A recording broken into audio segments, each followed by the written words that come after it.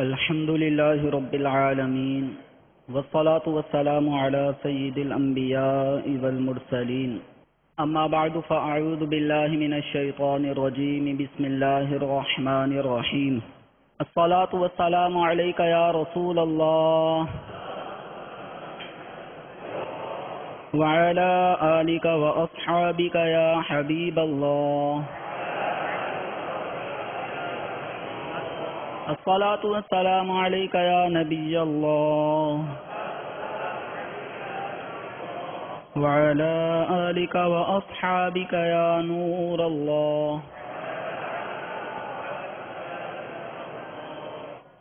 سرکار مدینہ سلطان باقرینہ قرار قلب و سینہ فیض گنجینہ صلی اللہ تعالی علیہ وآلہ وسلم نے نماز کے بعد حمد و ثنا اور درود شریف پڑھنے والے سے فرمایا، دعا مانگ قبول کی جائے گی، سوال کر دیا جائے گا۔ صلو علی الحبیب صلی اللہ تعالی علی محمد صلی اللہ تعالی علیہ وسلم، صلاۃ و سلام علیک یا سیدی یا مکی یا مدنی یا عربی یا قرشی یا ہاشمی یا مطلبی یا رسول اللہ صلی اللہ تعالی علیہ وسلم۔ محترم اور پیارے اسلامی بھائیوں اور مدنی چینل کے ناظرین، آج فرض علوم کورس میں جن موضوع پر ہم نے سیکھنا ہے وہ ہے جماعت اور وطر۔ تو انشاءاللہ تعالی ہم پہلے جماعت سے متعلق سنیں گے، اس کے بعد پھر وطر سے متعلق فضائل اور اس کے مسائل انشاءاللہ سنیں گے، اور انشاءاللہ تعالی پین، کاپی، ڈائری وغیرہ بھی پاس ہے، تو انشاءاللہ اس کے مسائل ہم نوٹ بھی کریں گے۔ علم دین سیکھنا یہ بھی فضیلت کا باعث اور سکھانا یہ بھی اجر و ثواب کا باعث ہے۔ تو جو اس نیت سے لکھے گا کہ میں انشاءاللہ عمل بھی کروں گا اور اس کو دوسرے اسلامی بھائیوں تک انشاءاللہ پہنچاؤں گا، تو اس کا لکھنے کا یہ عمل بھی باعث ثواب ہوگا۔ اللہ تبارک و تعالی سورہ بقرہ آیت نمبر 43 میں ارشاد فرماتا ہے، وَأَقِيمُوا الصَّلَاةَ وَآتُوا الزَّكَاةَ وَارْكَعُوا مَعَ الرَّاكِعِينَ۔ امام اہل سنت اعلی حضرت علیہ رحمہ اس آیہ مبارکہ کا ترجمہ یوں ارشاد فرماتے ہیں، اور نماز قائم رکھو اور زکوٰۃ دو اور رکوع کرنے والوں کے ساتھ رکوع کرو۔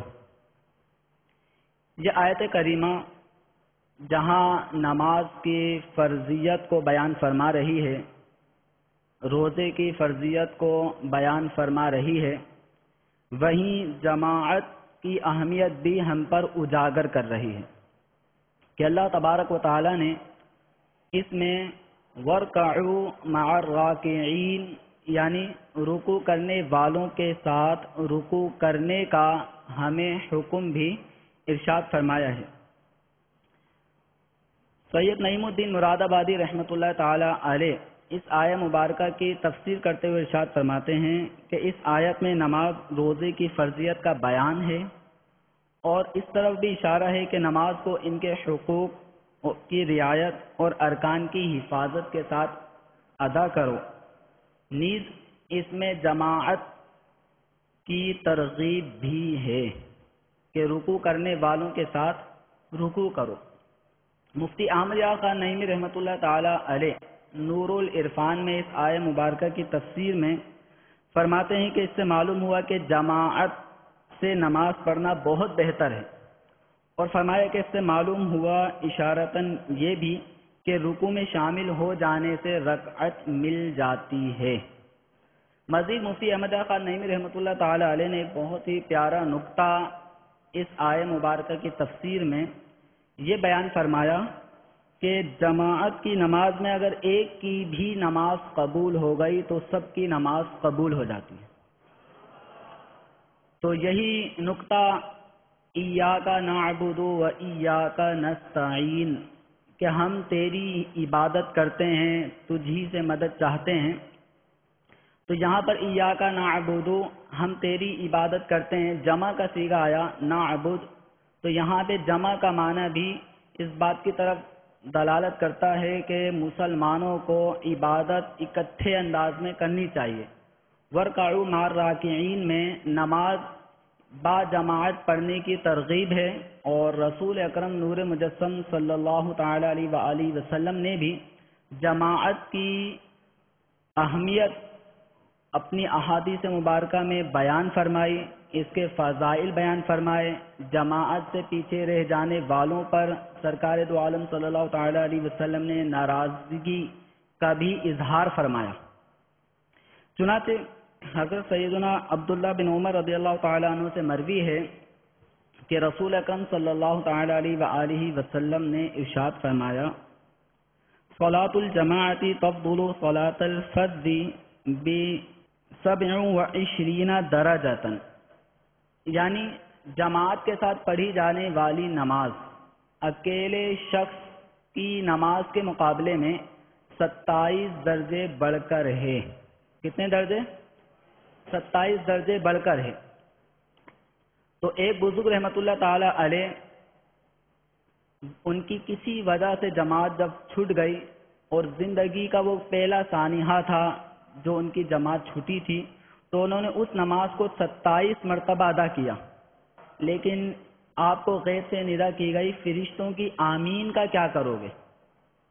فرشتوں کی آمین کا کیا کرو گے؟ اور حدیث شریف کا مضمون ہے کہ جب امام غیر المغضوب علیہم ولا الضالین کہتا ہے تو آمین کہو، جس کی آمین ملائکہ کی آمین کے موافق ہو گئی اس کے پچھلے گناہ بخش دیے گئے۔ تو جماعت سے نماز پڑھنے کے کس قدر فضائل و برکات کے جماعت میں آپ کو آمین کہنے کا موقع ملے گا، ملائکہ بھی اس موقع پر آمین کہتے ہیں، ان کی آمین اور ہماری آمین انشاءاللہ جب موافق ہو گئی تو سابقہ گناہوں کی بخشش کی بشارت ہے۔ تو 27 درجے، بعض روایتوں میں 25 درجے کے بھی فضائل مروی ہیں کہ جماعت کی نماز کا ثواب اکیلے کے مقابلے میں 25 درجے زیادہ ہے۔ تو اس طرح 25 یا 27 درجے کا جو اختلاف روایت میں آیا تو اس کو شارحین حدیث اخلاص پر محمول کرتے ہیں کہ جس کی نماز میں زیادہ اخلاص پایا جائے گا اس کو 27 درجے زیادہ ثواب ملے گا، جس میں اخلاص کی مقدار کچھ کم ہوگی تو اس کو 25 درجے ملے گا۔ تو بہرحال جماعت کے ساتھ نماز پڑھنے کا معمول بنائیے۔ ترمذی شریف میں حضرت سیدنا انس رضی اللہ تعالیٰ عنہ سے مروی ہے کہ رسول اکرم صلی اللہ تعالیٰ علیہ وسلم نے ارشاد فرمایا، جو اللہ عز و جل کے لیے 40 دن بعد جماعت پڑھے اور تکبیر اولیٰ پائے، اس کے لیے 2 آزادیاں لکھ دی جاتی ہیں۔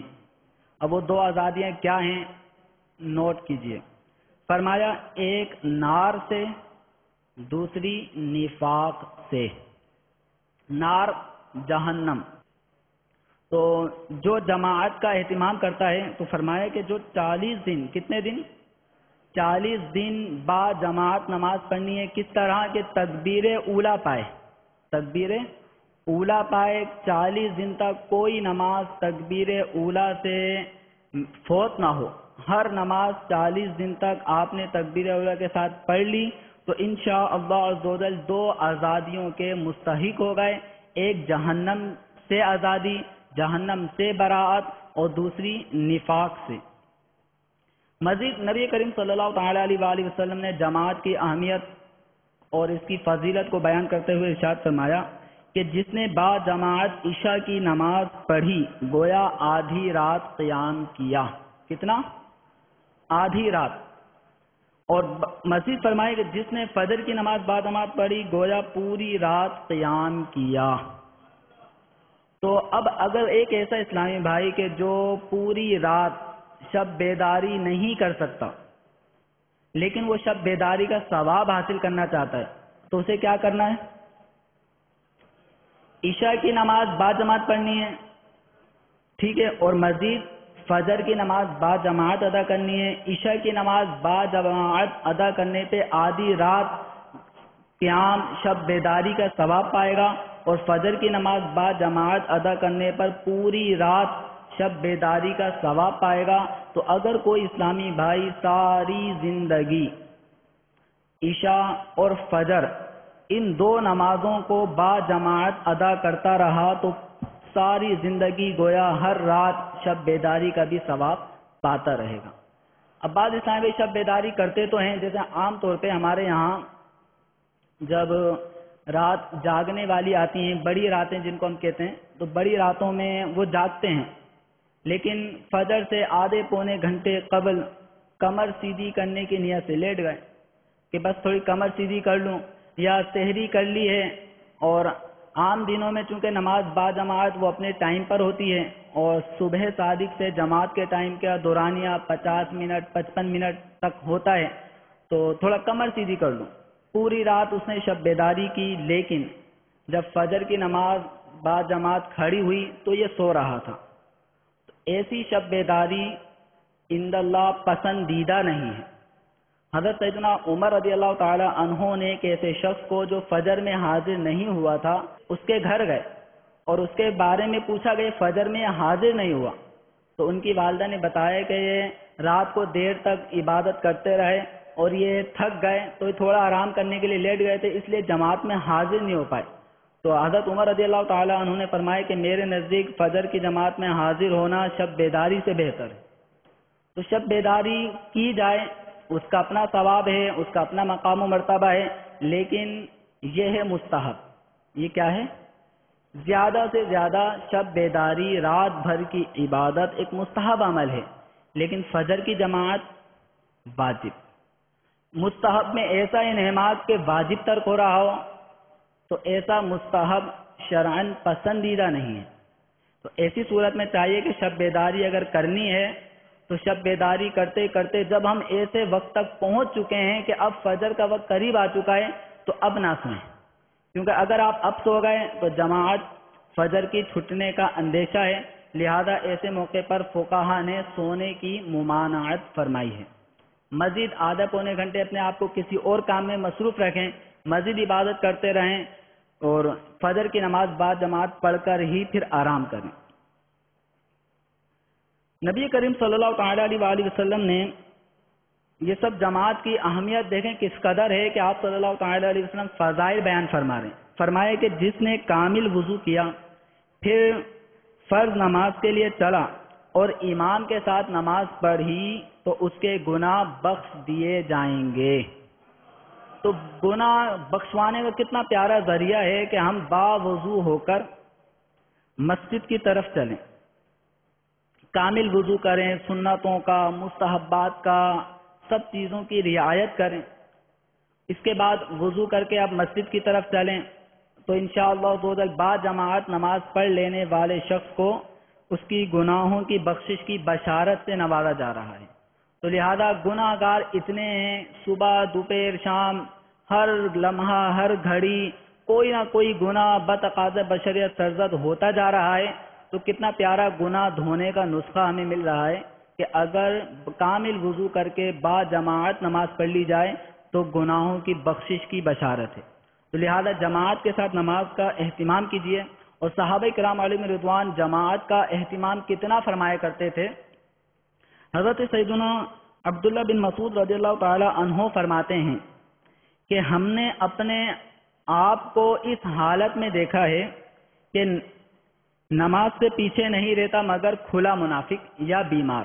یعنی صحابہ کرام علیہم رضوان کا جو ایک دور گزرا ہے نماز کے بارے میں، نماز کی محبت، نماز کی طرف رغبت ان صحابہ میں ایسی پائی جاتی تھی کہ فرماتے ہیں کہ نماز سے پیچھے رہ جانے والے صرف دو ہی شخص ہوتے تھے ہمارے دور میں۔ یعنی ہم نے اپنے صحابہ کو ایسا پایا ہے کہ نماز سے پیچھے رہنے والے صرف دو ہی شخص نظر آتے تھے، یا تو منافق ہوتا تھا، وہ نماز میں نہیں آیا کرتا تھا، جماعت میں نہیں آیا کرتا تھا، یا پھر کوئی بیمار ہوتا، کوئی مریض ہوتا وہ جماعت میں نہ آ سکتا تھا، لیکن بیمار بھی جماعت کے ایسے شوقین ہوا کرتے تھے کہ ان کے بارے میں حضرت عبداللہ بن مسعود رضی اللہ تعالی عنہ فرماتے ہیں کہ بیمار کی یہ حالت ہوتی کہ دو شخصوں کے درمیان ایک کے اوپر اپنا یہ ہاتھ رکھا ہے، دوسرے پہ یہ ہاتھ رکھا ہے، دو آدمی اس کو چلاتے چلاتے مسجد تک لا رہے ہیں اور وہ با جماعت نماز ادا کر رہا ہے۔ اگر پیچھے رہتا کبھی تو ایسا آدمی پیچھے رہ جایا کرتا تھا یا منافق پیچھے رہتا تھا، کوئی مسلمان، کوئی تندرست مسلمان کبھی جماعت سے پیچھے نہیں رہا کرتا تھا۔ تو اس میں ہمارے وہ اسلامی بھائی کہ جو ذرا سی معمولی سی تکلیف آتی ہے اور جماعت چھوڑ دیا کرتے ہیں، ان کے لیے لمحہ فکریہ ہے۔ غور کریں کہ صحابہ کرام علیہ رضوان میں ایسے افراد بھی جماعت کے لیے حاضر ہو رہے ہیں کہ جو بیمار ہیں، لوگ ان کو کندھوں پر سہارا دے کر لا رہے ہیں، لیکن وہ جماعت کا اہتمام کرتے ہیں۔ اور ہمارے معمولی سے ٹانگ میں درد، سر میں درد یا تھوڑا سا نزلہ یا آج طبیعت نہیں مان رہی تو جماعت، یا گرمی زیادہ ہے، لائٹ گئی ہوئی ہے اور مسجد میں اے سی کا انتظام نہیں ہے تو گرمی میں نماز نہیں پڑھی جا رہی، تو یوں لوگ جماعت چھوڑ دیتے ہیں۔ تو یہ جماعت کا چھوڑنا یہ بہت بری بات ہے۔ نبی کریم صلی اللہ تعالی علیہ وآلہ وسلم ارشاد فرماتے ہیں کہ جسے یہ اچھا معلوم ہو کہ کل خدا سے مسلمان ہونے کی حالت میں ملے تو پانچوں نمازوں پر محافظت کرے جب ان کی اذان کہی جائے۔ جب اذان ہو جائے تو اب پانچوں نمازوں کی محافظت کرے۔ کون؟ فرمائے جسے یہ بات اچھی لگتی ہے کہ میں اللہ تعالیٰ کی بارگاہ میں مسلمان ہونے کی حالت میں پیش ہوں۔ تو فرمائے کہ جسے یہ اچھا معلوم ہوتا ہے کہ میں کل اللہ تعالیٰ کی بارگاہ میں مسلمان ہونے کی حالت میں پیش ہوں تو اسے چاہیے کہ جب اذان کہی جائے تو نمازوں کی محافظت کرے۔ اور فرمایا کہ اللہ تعالیٰ نے تمہارے نبی کے لیے سنن الہدا یعنی ہدایت کی سنتیں، ہدایت والے راستے، تو فرمایا کہ اللہ تعالیٰ نے تمہارے نبی کے لیے سنن الہدا مشروع فرمائی، اور یہ سنن الہدا سے ہے، یعنی جماعت سنن الہدا سے ہے۔ اگر تم نے اپنے گھروں میں پڑھ لی جیسے یہ پیچھے رہ جانے والا اپنے گھروں میں پڑھ لیا کرتا ہے تو تم نے اپنی نبی کی سنت چھوڑ دی۔ اور نبی کی سنت چھوڑنا کیا ہے؟ حضور اکرم صلی اللہ تعالی علیہ وسلم مزید فرماتے ہیں کہ اپنے نبی کی سنت کو چھوڑو گے تو گمراہ ہو جاؤ گے۔ ایک روایت میں ہے کہ کافر ہو جاؤ گے۔ یعنی یہ بات کہ جماعت کا آہستہ آہستہ چھوڑتے رہنا، جماعت سے بے رغبتی اختیار کرنا، یہ گمراہی کی طرف لے جائے گا۔ ایک وقت ایسا نہ آ جائے کہ معاذ اللہ بحکم حدیث کہ تم کافر ہو جاؤ گے۔ کہیں ایسا وقت نہ آئے کہ جماعت سے پیچھے رہنے والا پیچھے رہتا رہے اور پھر دین سے دور ہوتا چلے جائے۔ ایک وقت ایسا نہ آ جائے کہ یہ دین سے دوری کے باعث کوئی کفریات میں مبتلا ہو جائے۔ تو نبی کریم صلی اللہ تعالی علیہ وسلم نے جماعت کی اہمیت کو کس قدر فرمائے کہ یہ سنن الہدا سے ہے، نبی کی سنتیں ہیں، اور نبی کی سنت چھوڑو گے تو گمراہ ہو جاؤ گے۔ ایک روایت طبرانی شریف کی ہے جسے رسول اکرم صلی اللہ تعالی علیہ وسلم سے ابو امامہ باہلی رضی اللہ تعالیٰ عنہ روایت کرتے ہیں، فرمایا کہ اگر یہ نماز با جماعت سے پیچھے رہ جانے والا جانتا کہ اس رہ جانے والے کے لیے کیا ہے تو گھسٹتا ہوا حاضر ہوتا۔ یہ پیچھے رہ جانے والے کو کیا ملے گا جماعت سے پیچھے رہ جانے کے باعث؟ تو یہ گھسٹتا ہوا آتا، یعنی کسی بھی حالت میں ہوتا تو یہ گھستے گرتے پڑتے جماعت میں حاضر ہو رہا ہوتا۔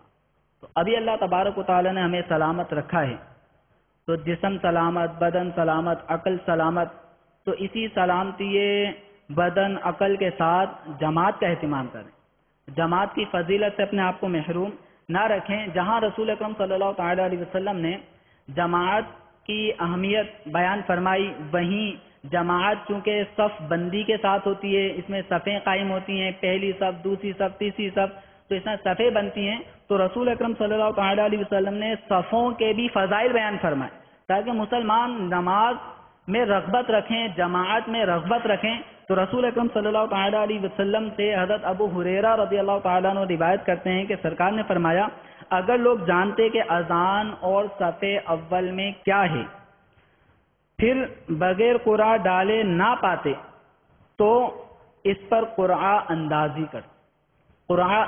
کرتے، یعنی صف اول میں حاضر ہونے والے کو کتنا ثواب ملے گا، اگر یہ لوگوں کو معلوم ہو جائے تو لوگ پھر اس کے لیے آگے بڑھیں گے، اور پھر یہ طے ہوگا کہ بھائی قرآن اندازی ہوگی، جس کا نام نکلے گا وہی صف اول میں آئے گا، وہی اذان کہے گا۔ اتنے سارے لوگ تو ایک وقت میں اذان نہیں دے سکتے، اتنے سارے لوگ تو پہلی صف میں جمع نہیں ہو سکتے، تو قرآن اندازی ہوگی، جس کا نصیب ہوگا وہ پہلی صف میں آئے گا۔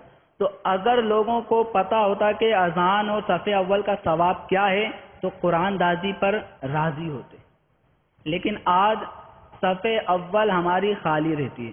آپ نے دیکھا ہوگا، روز کا مشاہدہ ہے کہ امام صاحب مصلی پہ آ چکے ہیں، نماز میں 1 منٹ باقی ہے، آپ 1 منٹ باقی ہونے کی حالت میں صف اول کا نظارہ کریں تو آپ کو گنتی کے 6، 7، 8، 10 یہ افراد نظر آئیں گے، حالانکہ پیچھے کئی صفیں بنی ہیں، کئی صفوں میں لوگ بیٹھے ہوئے ہیں، 50 لوگ بیٹھے ہیں، لیکن صف اول کی طرف بڑھنے کا ذہن نہیں بن رہا، اس لیے کیونکہ اس کا ثواب ابھی ہمیں معلوم نہیں ہے۔ معلوم ہوتا تو صف اول پر قرآن اندازی کیا کرتے۔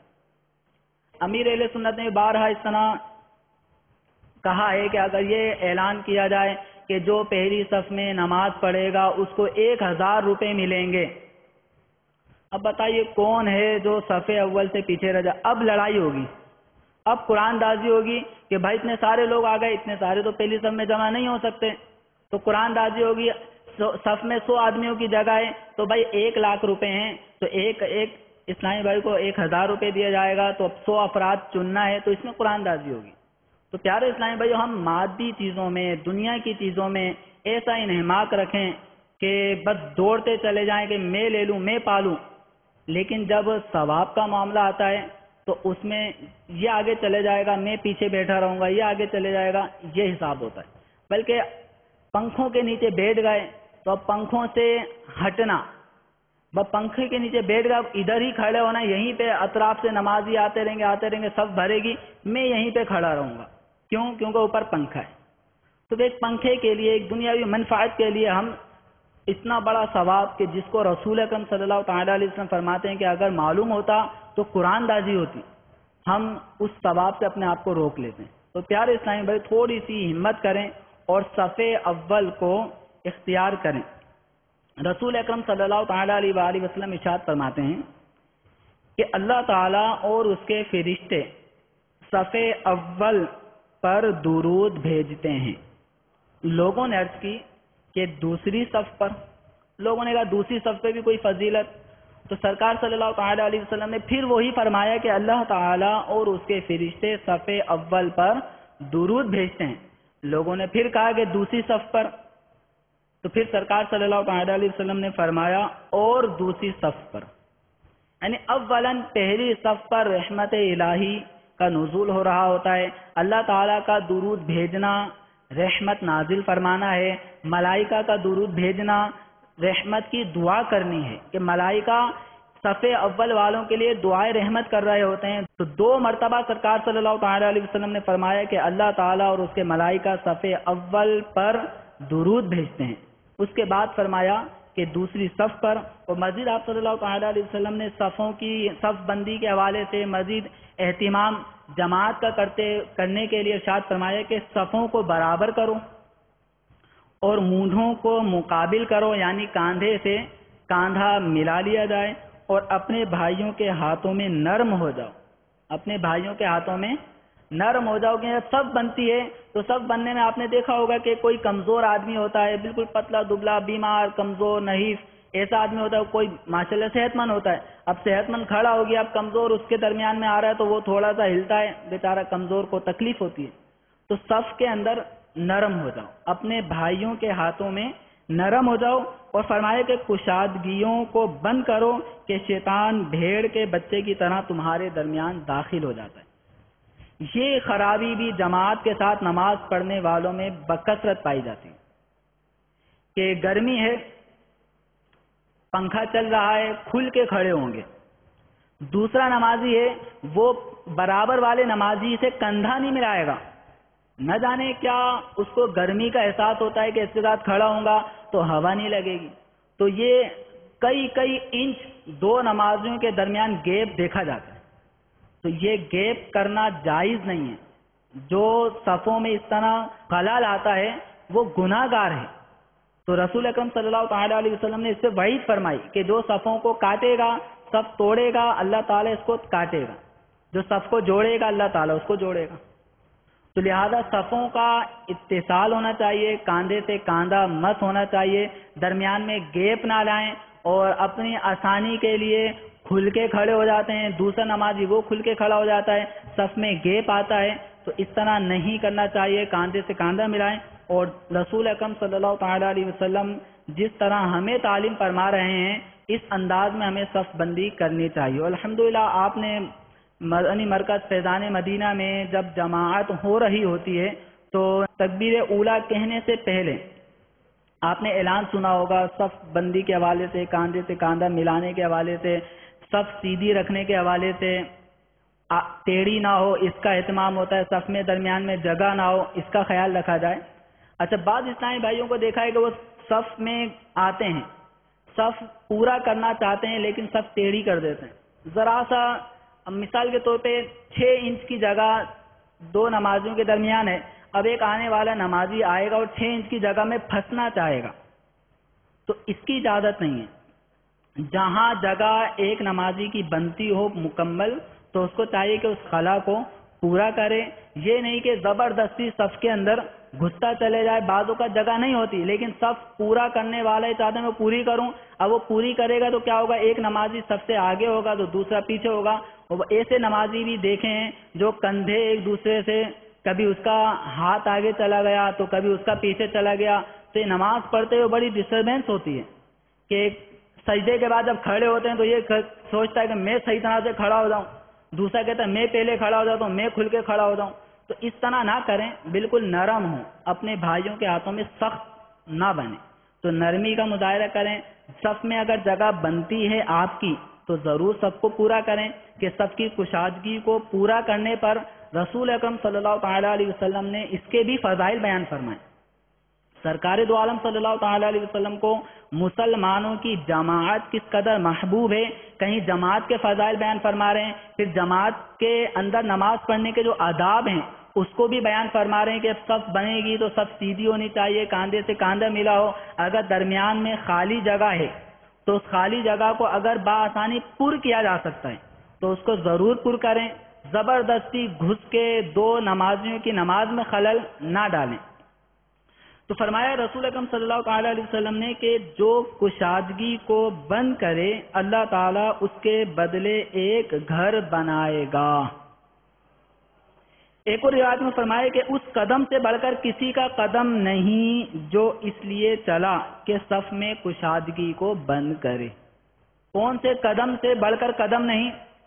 وہ قدم جو صف میں کشادگی کو بند کرنے کے لیے چلتا ہے۔ مثلا آپ پچھلی صف میں ہیں اور آپ کو نظر آ رہا ہے کہ اگلی صف میں ایک اسلامی بھائی کھڑا ہو سکتا ہے لیکن دوسری صف والے اسلامی بھائی آگے نہیں بڑھ رہے، تیسری والا بھی آگے نہیں بڑھ رہا، تو آپ اگر چوتھی صف میں ہیں، آپ کو اگلی صف میں یا اپنے سے اگلی صف میں کوئی ایسی جگہ نظر آتی ہے تو ضرور آگے بڑھیں۔ اب جو آپ کے جتنے قدم بڑھیں گے تو اس قدموں سے بڑھ کر کوئی قدم اللہ کو محبوب نہیں۔ اسی طرح رسول اکرم صلی اللہ تعالیٰ علیہ وسلم نے ارشاد فرمایا کہ جو صف کی کشادگی بند کرے اس کی مغفرت ہو جائے گی۔ صف میں کشادگی بعض اوقات ہوتی ہے اور بعض اوقات کئی صفوں کا فاصلہ ہوتا ہے، 20 25 نمازیوں کا فاصلہ سائیڈوں میں ہوتا ہے، لیکن وہی اپنی تن آسانی کی خاطر اوپر پنکھا لگا ہوئے ہیں، سائیڈوں میں جانا ہم گوارا نہیں کرتے، تو صف میں کتنی جگہ باقی ہوتی ہے سائیڈوں میں، تو پہلے اگلی صف پوری کریں، اگلی صف جب تک پوری نہ ہو پیچھے صف بنانے کی اجازت نہیں ہے۔ پیچھے صف بنانا یہ مکروہ ہے، لہذا پہلے اگلی صفیں مکمل ہوں، اگلی صف اس نیت سے مکمل کریں کہ ہمیں حکم ہے۔ تو انشاءاللہ یہ جو ثواب سنے کہ کہیں بخشش کی بشارت دی گئی، تو کہیں پہ یہ بتایا گیا کہ اس سے بڑھ کر کوئی قدم ہی نہیں ہے، تو کہیں یہ بتایا گیا کہ اللہ تعالیٰ اس کے لیے گھر بنائے گا، تو انشاءاللہ جنت میں گھر پائیں گے، اللہ تعالیٰ سے اپنے گناہوں کی بخشش کروائیں گے تو صفوں کے اندر اگر کشادگی ہے تو اس کو ضرور پورا کریں۔ بعض اوقات آپ نے دیکھا ہوگا کہ صف سیدھی جانب سے زیادہ پر ہو جاتی ہے، الٹی جانب کو افراد کم ہوتے ہیں، تو احادیث مبارکہ میں صف کے دائیں جانب جو نمازی ہوتے ہیں ان کی فضیلت بیان کی گئی۔ فرمایا گیا کہ اللہ تعالیٰ اور اس کے فرشتے صف کے داہنے والوں پر درود بھیجتے ہیں۔ اللہ تعالیٰ رحمت نازل فرماتا ہے، اور ملائکہ کا درود بھیجنا کیا ہے؟ ملائکہ درود بھیجتے ہیں تو اس کا مطلب کیا ہوتا ہے؟ ملائکہ اللہ کی بارگاہ میں مسلمانوں کے لیے دعائے مغفرت کرتے ہیں۔ اللہ تعالیٰ درود بھیجتا ہے یعنی اللہ تعالیٰ رحمت نازل فرما رہا ہے، اور ملائکہ درود بھیجتے ہیں تو اس کا معنی کیا ہے؟ کہ دعائے مغفرت کرتے ہیں۔ کن کے لیے دعائے مغفرت کرتے ہیں؟ جو صف کے داہنے حصے پر کھڑے ہوتے ہیں۔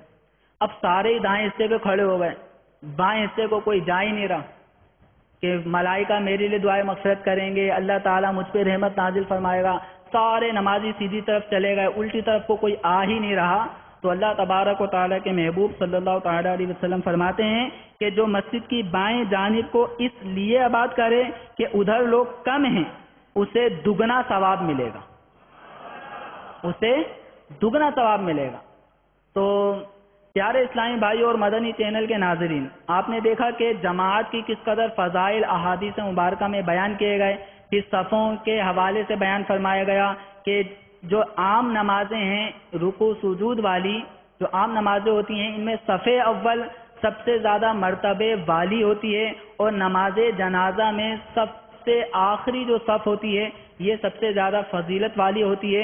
تو اس وقت ہم بکثرت ہمارا جو عام معمول ہے وہ پنجگانہ نماز کے لیے باجماعت ہم حاضر ہوتے ہیں۔ تو ہر ایک اسلامی بھائی یہ کوشش کرے کہ میں کوئی نماز بغیر جماعت کے نہ پڑھوں، ہر نماز میری جماعت کے ساتھ ہو۔ اور الحمدللہ مدنی انعام بھی ہے۔ مدنی انعام نمبر 2 میں امیر اہل سنت دامت برکاتہم العالیہ نے اس انعام کو بھی ذکر فرمایا، جس میں نماز پنجگانہ با جماعت تکبیر اولیٰ کے ساتھ پڑھنے کی ترغیب ہے۔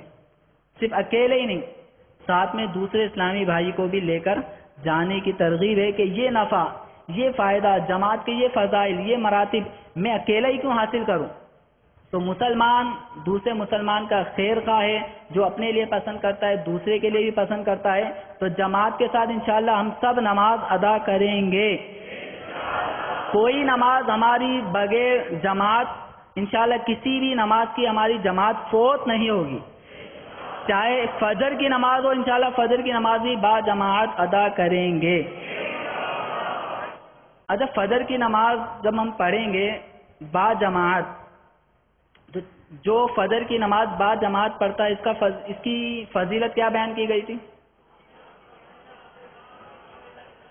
آدھی رات شب بیداری۔ کسی کو شک تو نہیں ہے اس جواب میں؟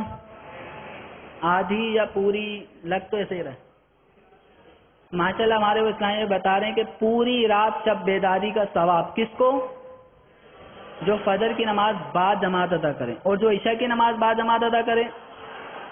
تو کتنا پیارا ثواب، بیٹھے بٹھائے بس فجر عشاء کی نماز با جماعت ادا کی، اپنے مدنی کاموں میں مصروف ہوئے، اس کے بعد پھر آرام سے سو جائیں، آرام بھی ہو گیا۔ فجر کے لیے آپ اٹھیں، صدائے مدینہ لگائیں، فجر کی نماز با جماعت ادا کریں، تو فجر عشاء دونوں نمازیں با جماعت ادا ہو رہی ہیں، شب بیداری کا ثواب بھی حاصل ہو رہا ہے، دن کو کام بھی ہو رہا ہے۔ تو کتنی ہمارا دن کتنا پیارا ہے کہ اگر ہم آرام بھی کر رہے ہیں، لیکن ہمارا یہ آرام کس لیے ہے؟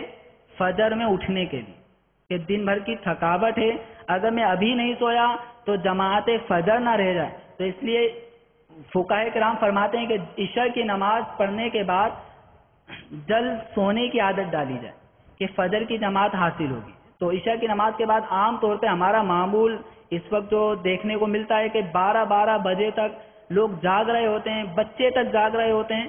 تو جلد از جلد سونے کا معمول بنائیں، جتنی جلدی سوئیں گے آرام ہوگا، فجر انشاءاللہ با جماعت ادا کرنے کا ذہن بنے گا۔ تو یہ احادیث مبارکہ تھیں جن کی روح سے ہم نے جماعت کے فضائل سنے۔ اب انشاءاللہ جماعت کے کچھ مسائل کی طرف اپنا یہ موضوع آگے بڑھاتے ہیں۔ جماعت کس پر واجب ہے؟ نوٹ کریں. مدنی چینل پہ جو ناظرین دیکھ رہے ہیں وہ بھی نوٹ کریں. جماعت کن پر واجب ہے؟ عاقل، بالغ، آزاد، قادر مرد پر جماعت واجب ہے. عاقل، بالغ، آزاد، قادر مرد پر جماعت واجب ہے. عاقل پر واجب ہے، پاگل پر واجب نہیں ہے. ٹھیک ہے. بالغ پر واجب ہے، نابالغ پر واجب نہیں. اسی طرح یہاں آزاد، اب تو سارے ہی آزاد ہیں. زمانہ سابقہ میں غلاموں کا دور تھا تو غلاموں پر جماعت واجب نہیں تھی. اسی طرح فرمایا قادر. قادر سے مراد یہ کہ جو مسجد میں جماعت کے لیے اپنے گھر سے چل سکتا ہو، قدرت رکھتا ہو، تو اس پہ جماعت واجب ہے. ایسے ہی مرد پر، عورتوں پر جماعت واجب نہیں. عورتیں اپنی نمازیں گھروں میں ہی ادا کریں گی، مرد اپنی نمازیں مسجد میں آ کر جماعت کے ساتھ ادا کریں گے. اور جماعت کا حکم یہ ہے کہ ایک بار بھی چھوڑنے والا گناہ گار، ایک بار بھی چھوڑنے والا بلا عذر شرعی، ایک بار بھی چھوڑنے والا گناہ گار اور مستحق کے سزا ہے. جماعت واجب ہے. واجب کا یہی حکم ہے کہ ایک بار بھی قصداً ترک کیا تو گناہ ہوگا اور مستحق کے سزا ہوگا.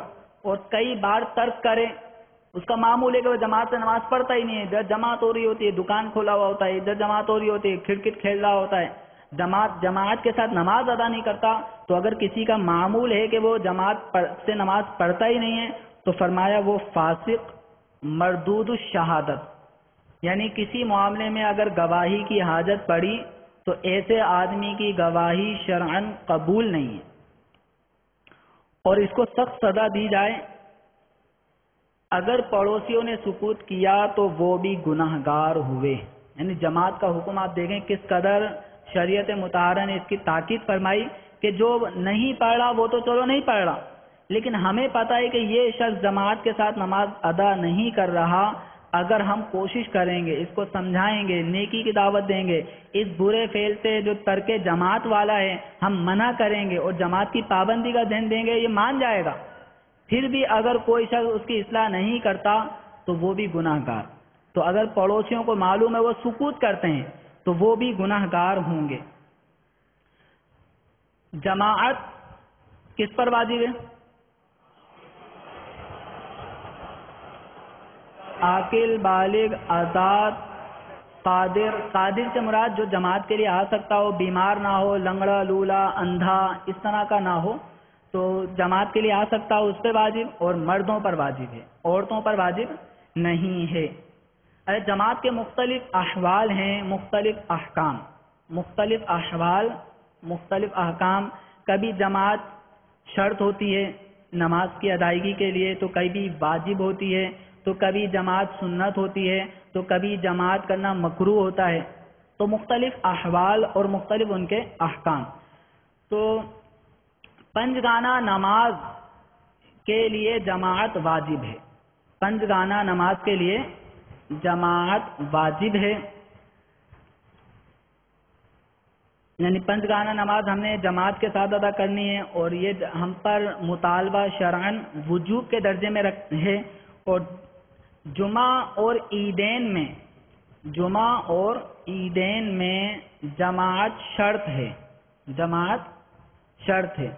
شرط کے بارے میں کہا جاتا ہے اذا فات الشرط فات المشروط. اذا فات الشرط فات المشروط. شرط نہیں پائی گئی تو مشروط بھی نہیں پایا گیا. تو عیدین اور جمعے کے لیے جماعت شرط ہے. مراد یہ ہے کہ اگر کسی نے جماعت کے بغیر جمعہ پڑھا، مثلا دو آدمی کھڑے ہو گئے، ایک امام ایک مقتدی، اور جمعے کی نیت سے وہ جمعہ پڑھ لیتے ہیں تو یہ جمعہ نہیں کہلائے گا. جمعہ کے لیے جماعت ضروری ہے. اور جماعت میں کتنے افراد ضروری ہیں وہ جب جمعے کا بیان انشاءاللہ آئے گا تو اس کے اندر انشاءاللہ ہم تفصیلی طور پہ اس بارے میں احکام سنیں گے. تو جمعے اور عیدین کے لیے جماعت شرط ہے. بغیر جماعت کے اکیلے ہی، جیسے اگر عام نمازیں جماعت رہ جاتی ہیں، فوت ہو جاتی ہیں، ہم اکیلے پڑھ لیتے ہیں، فجر اکیلے، ظہر پڑھ لیتے ہیں منفرد حالت میں، تو جمعے کی نماز اکیلے نہیں پڑھی جائے گی، عید کی نماز اکیلے نہیں پڑھی جائے گی، یہ ہوتی ہی نہیں ہے۔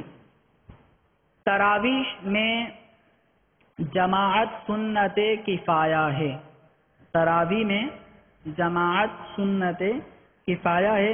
سنت کفایہ کا معنی یہ ہے کہ محلے کے سب لوگوں نے ترک کر دی، سب اپنی اپنی پڑھ سارے رہے تراویح۔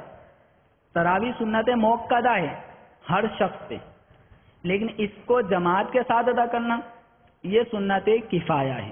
سنت کفایہ کا معنی کیا ہے کہ اگر محلے کے سب لوگوں نے ترک کیا تو سب نے برا کیا، اور کچھ لوگوں نے جماعت قائم کر لی، بقیہ اپنی اپنی اگر پڑھ رہے ہیں تو بقیہ لوگوں کے سر سے جماعت کا جو سنت کفایہ ہونے کا حکم تھا وہ ساقط ہو گیا۔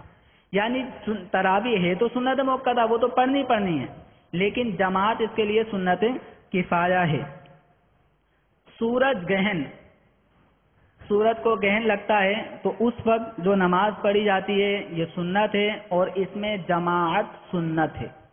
سورج گہن میں جماعت سنت ہے، باقاعدہ اہتمام کیا جائے گا، اس کے لیے اعلان کیا جائے گا، لوگوں کو ایک ٹائم دیا جائے گا، اس کے مطابق پھر لوگ سورج گہن کے جو آداب ہیں نماز پڑھنے کے، نماز گہن کے، اس کے مطابق اس کو ادا کریں گے۔ اس میں جماعت کیا ہے؟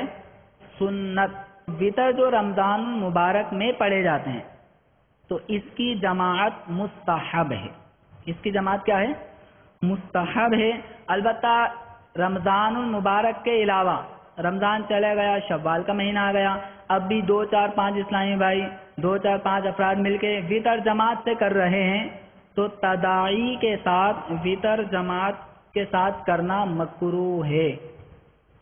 کوئی شخص ویسے اپنی پڑھ رہا تھا وتر کی نماز، ہمیں پتہ ہے وتر پڑھ رہا ہے، اب اس کے پیچھے کوئی آ گیا اقتدا کر لی تو یہ تداعی نہیں ہے، یعنی لوگوں کو بلایا نہیں گیا، ایک اپنی پڑھ رہا تھا، دوسرا آگے اس کے پیچھے کھڑا ہو گیا، جماعت کے ساتھ وتر پڑھ لیے، تو علاوہ رمضان بھی اس طرح 1 آدھ 2 وتر پڑھ لیتے ہیں جماعت سے تو یہ جائز ہے، لیکن تداعی نہ کی جائے، یعنی لوگوں میں اعلان نہ کیا جائے کہ آج وتر جماعت سے ہوں گے، جیسے کہ رمضان مبارک کے اندر ہوتا ہے صلو صلاۃ الوتر، آ جاؤ وتر کی نماز پڑھ لو، اعلان ہوتا ہے، تو عام نمازوں میں اس طرح اعلان کر کے وتر کی نماز قائم کرنا مکروہ ہے۔ چاند گہن، ابھی پچھلے دنوں چاند گہن ہوا تو چاند گہن کی نماز پڑھنا بھی مسنون ہے، سنت ہے، رسول اکرم صلی اللہ تعالی علیہ وسلم سے ثابت ہے، لیکن اس کی جماعت مکروہ ہے، تداعی کے ساتھ، یعنی بلاوے کے ساتھ اعلان کر کے کہ آؤ اور چاند گہن کی نماز پڑھی جائے گی، تو تداعی کے ساتھ ایک دوسرے کو دعوت دے دے کر جماعت کے لیے بلانا، اس انداز میں جماعت کرنا چاند گہن کی مکروہ ہے۔ اکیلے اکیلے ہر شخص اپنے طور پہ نماز پڑھے گا۔ عورتوں کو کسی بھی جماعت میں حاضری جائز نہیں، خواہ دن کی نماز ہو یا رات کی نماز ہو، جمعے کی نماز ہو یا عیدین کی نماز ہو، عورت چاہے جوان ہو یا بوڑھی ہو، وہ ہر نماز چاہے فرض ہو یا واجب ہو یا نفل ہو وہ اپنے گھر میں پڑھے گی، مسجد میں آ کر اسلامی بھائیوں کے ساتھ یا الگ سے جماعت کے ساتھ یہ نماز نہیں پڑھیں گی۔ اور عورتوں کا آپس میں جماعت کروانا یہ بھی مکروہ ہے، اس کی بھی اجازت انہیں نہیں ہے، یہ اپنی نمازیں تنہا ہی ادا کریں۔ اسی طرح جماعت ثانیہ، جماعت ثانیہ عام طور پہ ایسا ہوتا ہے جیسے امام صاحب سلام پھیر چکے ہیں، جماعت ہو چکی ہے، اور چند افراد وضو کر کے آتے ہیں، 4 5 10 جمع ہو جاتے ہیں، اب وہ جماعت کر رہے ہیں، تو یہ جماعت کون سی ہے؟ جماعت ثانیہ۔ اب جماعت ثانیہ مکروہ بھی ہے، جائز بھی ہے، جماعت ثانیہ مکروہ بھی ہے اور جائز بھی ہے۔ مکروہ کب ہے؟ مثلا ایک مسجد محلہ میں اذان اقامت کے ساتھ جماعت اولا ہو چکی، بطریق مسنون، مستحب طریقے کے مطابق جماعت ہو چکی ہے، اذان ہوئی، اقامت ہوئی، باقاعدہ جیسے ہماری مسجدوں میں جو جماعت کا اہتمام ہوتا ہے تو وہ بطریق مسنون اگر جماعت اولا ہو چکی ہے، اب چند افراد آئے اور آنے کے بعد یہ جس حیت پر پہلی جماعت ہوئی ہے، جس حیت پر، جس انداز میں پہلی جماعت ہوئی ہے، کیا مطلب؟ اذان ہوئی تھی، ٹھیک ہے، اقامت کہی گئی تھی، امام صاحب کہاں کھڑے ہوئے تھے؟ محراب میں کھڑے ہوئے تھے، ٹھیک ہے، اسی انداز میں سیم دوسری جماعت ہو رہی ہے، دوسری اذان ہوئی، پھر اقامت ہوئی، اس کے بعد پھر پہلی امام جس مقام پہ پہلا کھڑا تھا دوسرا امام بھی اسی مقام پہ آ کے کھڑا ہوا محراب میں، اب جماعت کی جا رہی ہے، تو یہ جماعت ثانیہ جو حیت اولا پر ہوگی، کیا؟ حیت اولا پر جو جماعت ثانیہ ہوگی یہ مکروہ ہے۔ جائز کب ہے؟ بغیر اذان کے ہو، بغیر اذان کے ہو، امام، پہلی جماعت کے امام نے جس مقام پر مصلی پہ نماز پڑھائی ہے اس سے ہٹ کے مسجد کے کسی کونے پر ہو، کسی پلر کے پیچھے ہو جائے، سائڈ میں ہو جائے، یعنی بعد میں آنے والے نمازی کو یہ پتہ چل جائے کہ یہ جماعت اولا نہیں ہے، یہ جماعت ثانیہ ہے، اپنی حیت چینج کر لے جائے، امام پچھلے امام کی جگہ پہ نہ ہو، اذان نہ کہی جائے، ہاں اس کے لیے اقامت کہی جائے گی، جماعت ثانیہ کے لیے اقامت کہی جائے گی، اذان دوبارہ سے نہیں کہی جائے گی۔ لیکن ایک صورت ایسی ہے جس میں جماعت ثانیہ میں اذان بھی کہی جا سکتی ہے اور باقاعدہ امام، جماعت اولا کے امام کے مصلی پر جماعت بھی کروائی جا سکتی ہے۔ وہ صورت کیا ہے؟ پہلی جو جماعت ہوئی وہ بغیر اذان کے ہوئی تھی، پہلی جو جماعت ہوئی تھی وہ بغیر اذان کے جماعت ہو گئی تھی، تو وہ جماعت شرعاً جماعت اولا نہیں ہے، شرعاً جماعت اولا نہیں ہے۔ اب دوسری جو جماعت ہو رہی ہے انہوں نے اذان کہی، باقاعدہ اقامت ہو کر، اور جس جگہ امام اولا تھا، اول تھا، اسی مقام پہ امام ثانی کھڑے ہو کے نماز پڑھا رہا ہے، تو یہ جماعت ثانیہ اگرچہ دیکھنے میں تو دوسری جماعت ہے لیکن شرعاً یہ جماعت اولا قرار پائے گی، ٹھیک ہے۔ بعض مقام ایسے ہوتے ہیں کہ جہاں پر ہر جماعت اولا ہی کا درجہ رکھتی ہے، ہر جماعت اولا کا درجہ رکھتی ہے، مثلا سپر ہائی وے میں مساجد بنی ہوئی ہیں، شارع عام پر مساجد بنی ہوئی ہیں، لوگ آتے ہیں، بس رکتی ہے، نماز کے لیے چند افراد جمع ہوتے ہیں، جماعت کرتے ہیں، اذان ہوتی ہے، اقامت ہوتی ہے، باقاعدہ نماز ہوتی ہے، وہ چلے جاتے ہیں، پھر دوسرا گروہ آتا ہے، وہ اذان، اقامت، جماعت کرتا ہے، پھر چلے جاتا ہے، پھر تیسرا آتا ہے۔ تو اس طرح اگر ایک وقت میں 20 جماعتیں بھی اگر کسی مسجد میں ہوتی ہے تو ہر جماعت اولا کا درجہ رکھتی ہے۔ تو اس طرح ایک مسجد میں کئی جماعتیں بھی کی جا سکتی ہیں۔ اسٹیشن وغیرہ کی جو مساجد ہوتی ہیں ان میں بھی یہی معاملہ ہوتا ہے، یا جہاں پہ مسافر حضرات آرام کرتے ہیں اسٹیشن کے قریب، تو وہاں پر بھی جو مساجد ہوتی ہیں تو وہاں پہ لوگوں کا یہ سلسلہ رہتا ہے کہ اگر امام مقرر نہیں ہے وہاں پر، لیکن ساتھ میں امام وہاں پہ کوئی مقرر نہیں ہے، جو آتا ہے بس اپنی جماعت کرے اور چلا جائے، اپنی جماعت کرے چلے، لوگوں کی جماعت کے اہتمام کے لیے وہ مسجد بنائی گئی ہے، تو اس مقام پر ہر جماعت اولا کا درجہ رکھتی ہے۔ جماعت کے حوالے سے جماعت کی کتنی اہمیت ہے شریعت مطہرہ میں کہ اس کی وجہ سے بعض دیگر احکام میں کچھ تخفیف ہو جاتی ہے۔ یہ ہیڈنگ آپ یوں لکھ سکتے ہیں کہ جماعت پانے کے لیے دیگر احکام میں تخفیف، جماعت پانے کے لیے دیگر احکام میں تخفیف۔ مثلا صاحب بحر شریعت ارشاد فرماتے ہیں کہ جماعت میں مشغول ہونا اس طرح کہ کوئی رکعت فوت نہ ہو، جماعت میں مشغول ہونا اس طرح کہ کوئی رکعت فوت نہ ہو، وضو میں 3 بار اعضاء دھونے سے بہتر ہے، وضو میں 3 بار اعضاء دھونے سے بہتر۔ مثلا ایک آدمی ہے، اس کو پتا ہے کہ امام صاحب تکبیر اولا کہہ چکے ہیں، قرات چل رہی ہے، اور عام طور پہ ایک مسجد کے جو باقاعدہ نمازی ہوتے ہیں ان کو پتہ ہوتا ہے کہ ہمارے امام صاحب پہلی رکعت میں کتنا ٹائم لیں گے، اب یہ سورت شروع کر دی اور یہ سورت یہ پوری پڑھتے ہیں، تو اس کو پتہ ہے کہ میں رکوع سے پہلے پہلے وضو کر لوں گا، رکوع ہونے سے پہلے پہلے وضو کر لوں گا اور رکوع میں جا کے پہلی رکعت کے شامل ہو جاؤں گا، تو پھر تو اس کے لیے حکم یہ ہے کہ یہ باقاعدہ چہرہ وضو میں 1 مرتبہ دھونا کیا ہے؟ فرض، 3 مرتبہ دھونا سنت۔ تو اگر کسی کو پتہ ہے کہ میں وضو کروں گا 3 مرتبہ چہرہ دھو لوں گا، 3 مرتبہ ہاتھ دھو لوں گا اور پہلی رکعت بھی پا لوں گا، تو اس کے لیے 3 مرتبہ اعضائے وضو کو دھونا یہ مسنون رہے گا، یہ 3 مرتبہ دھوئے بعد اور جماعت میں شامل ہو جائے، پہلی رکعت فوت نہیں ہوگی۔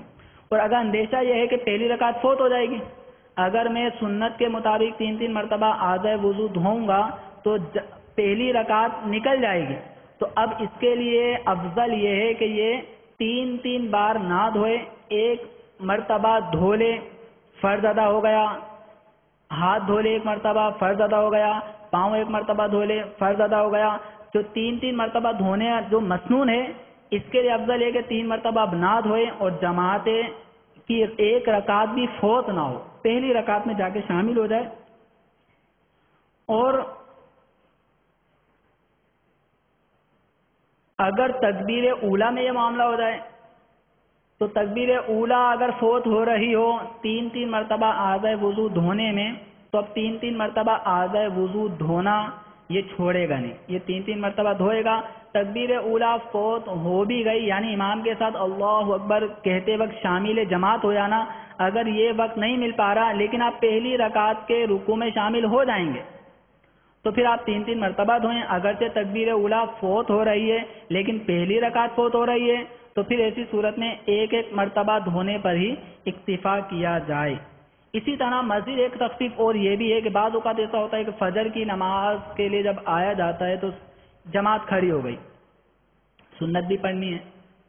اب سنتیں اگر ہم باقاعدہ جس طرح پڑھی جاتی ہے ثنا، تعوذ، تسمیہ، پھر سورہ فاتحہ، پھر 3 مرتبہ تسبیحات، پھر اتحیات کے بعد درود شریف اور پھر دعا، یہ باقاعدہ جو اوراد و وظائف نماز سے پڑھنے کے ہیں، اگر اس طرح پڑھیں گے تو ایسی صورت میں جماعت فوت ہونے کا اندیشہ ہے کہ جماعت نکل جائے گی، تو جب جماعت فوت ہونے کا اندیشہ ہو اور سنت پڑھ رہے ہوں تو اب ایک تسبیح پر اکتفا کریں، واجبات پر اکتفا کریں، تو ثنا نہ پڑھے، اب تعوذ نہ پڑھے، تسمیہ نہ پڑھے، ڈائریکٹ الحمد سے شروع کرے، ولضالین پڑھتے ہی آمین کہنے کا بھی اگر وقفہ ایسا ہے کہ کہے گا تو جماعت نکل جائے گی تو آمین بھی نہ کہے، سورت شروع کر دے، رکوع میں چلے جائے، 1 مرتبہ سبحان ربی العظیم پڑھے، پھر اٹھے، پھر سجدے میں جائے، 1 مرتبہ سبحان ربی الاعلیٰ پڑھے، اس طرح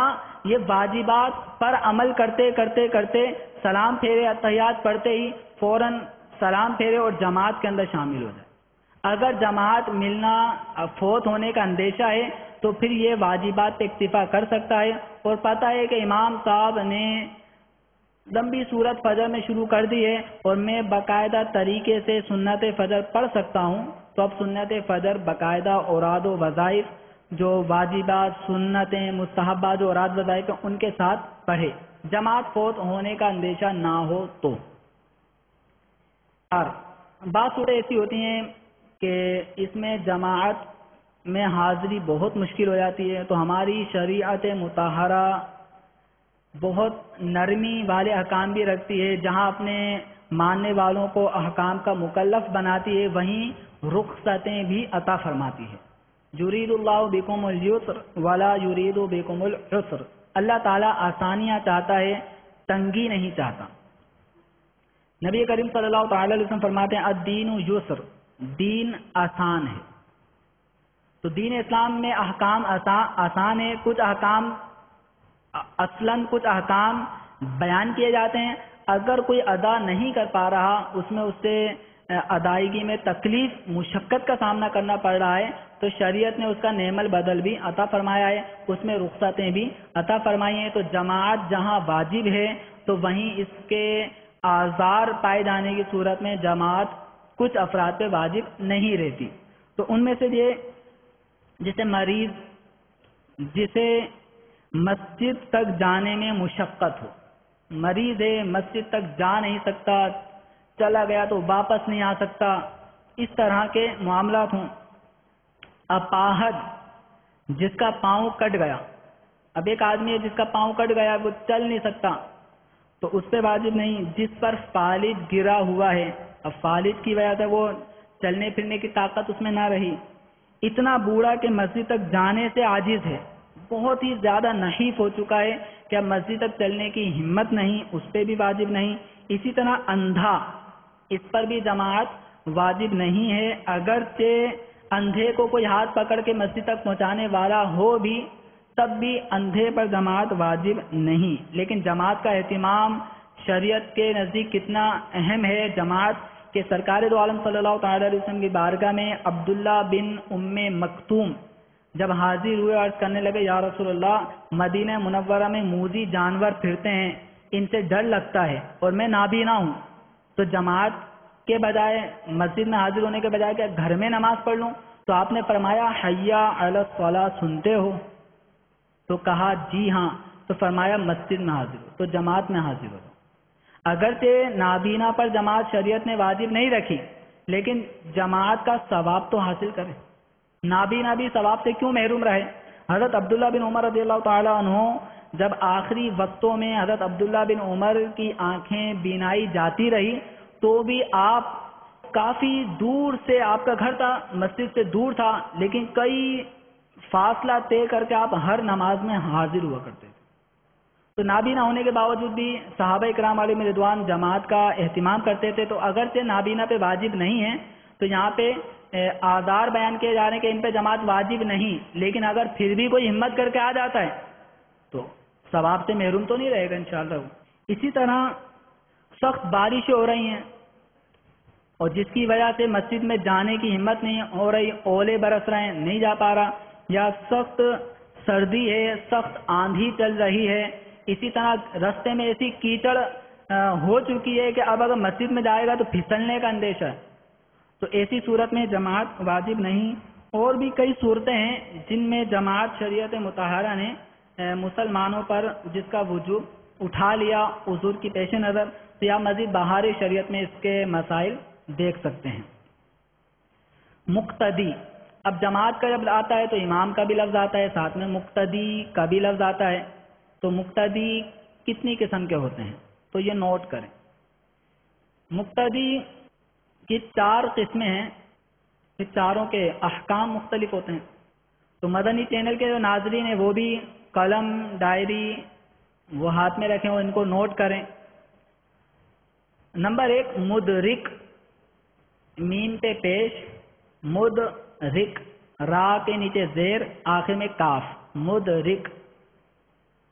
مدرک کا معنی ہوتا ہے پانے والا، مدرک کا معنی پانے والا.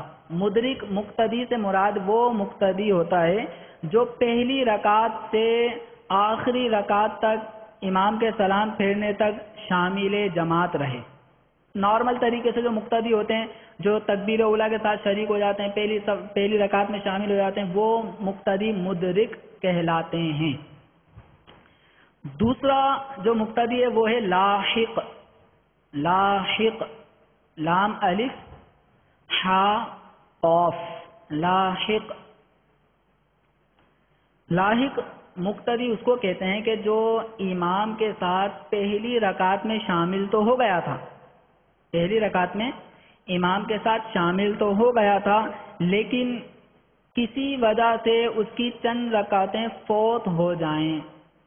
مثلا اس مقتدی پہ نیند ایسی چڑھی ہوئی تھی کہ امام صاحب نے جب پہلی رکعت کا سجدہ کیا تو یہ سجدے میں ہی سو گیا. امام صاحب دوسری رکعت پڑھ چکے، تیسری پڑھ چکے، چوتھی پڑھ رہے ہیں، اب اس کی آنکھ کھلی. تو یہ جو مقتدی ہے اس مقتدی کو کہیں گے لاحق. کیا کہیں گے؟ لاحق. اسی طرح وہ مقتدی جو پہلی رکعت میں تو شامل ہو گیا تھا لیکن اس کا وضو کسی عارضے کی بنا پہ جاتا رہا، اب یہ جاتا ہے وضو کرنے کے لیے امام صاحب کے ساتھ پہلی رکعت پوری پڑھ چکا ہے، دوسری رکعت میں وضو ٹوٹ گیا، اب یہ جاتا ہے وضو کرنے کے لیے، اور جو وضو کر کے آتا ہے اب پتہ چلا کہ امام صاحب تیسری رکعت میں چلے گئے، دوسری میں وضو ٹوٹا، امام تیسری میں چلا گیا یا چوتھی میں چلا گیا یا قاعدہ اخیرہ میں بیٹھ گیا، تو اب یہ جو مقتدی ہے یہ مقتدی کہلائے گا لاحق۔ تیسرا مقتدی ہے مسبوق۔ تیسرے کا نام کیا ہے؟ یہ تو عام طور پہ لفظ سنتے ہی رہتے ہیں، مقتدی، مسبوق مقتدی۔ وہ مقتدی ہوتا ہے جس کی ایک یا دو یا تین یا چاروں رکعتیں فوت ہو جائیں اور قاعدہ اخیرہ میں بالکل آ کے بیٹھ گیا، وہ جس نے امام کو جماعت میں پا لیا لیکن کچھ رکعتیں فوت ہو گئیں، چاہے وہ ایک یا دو یا تین یا چاروں، قاعدہ اخیرہ میں آ کے شامل ہو گیا، تو یہ مقتدی کہلاتا ہے مسبوق۔ مسبوق کا معنی ہوتا ہے جس کے جماعت میں شامل ہونے سے پہلے کچھ رکعتیں ہو چکی۔ اور چوتھا مقتدی ہے لاحق مسبوق۔ لاحق مسبوق، یہ دونوں وقت جمع کر لیں، اس میں دونوں وصف پائے جاتے ہیں، لاحق بھی ہوتا ہے اور مسبوق بھی ہوتا ہے۔ لاحق مسبوق کیسے؟ مثلا یہ آیا تھا دوسری رکعت میں، تو یہ کون سا مقتدی بنا؟ مسبوق۔ جس کی ایک رکعت بھی فوت ہو گئی تو وہ مقتدی کون سا ہوتا ہے؟ اب تھوڑا دہرا لیں تو انشاءاللہ ذہن نشین ہوتا رہے گا۔ مسبوق کس کو کہیں گے؟ جس کی ایک رکعت بھی فوت ہو گئی وہ مسبوق ہوتا ہے۔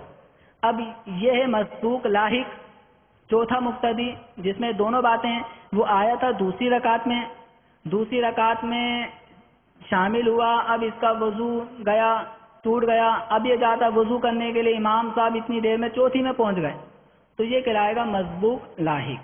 تو یہ مقتدیوں کی چار اقسام ہوئیں، تو ان چار اقسام میں سے مختصراً آپ کو ان کے احکام بیان کر دیتا ہوں۔ جو مدرک ہوتا ہے وہ تو اول تاخیر امام کے ساتھ ساتھ رہتا ہے، تو جو امام کی نماز وہ اس کی نماز، اس کے لیے الگ سے کوئی حکم نہیں۔ لاحق جو دوسرا مقتدی تھا، لاحق وہ مقتدی کہ جس مقتدی کی پہلی رکعت میں شمولیت تو ہو گئی تھی لیکن کسی وجہ سے کچھ رکعتیں رہ گئیں، تو وہ لاحق ہوا۔ اب اس مقتدی کے لیے حکم یہ ہے کہ یہ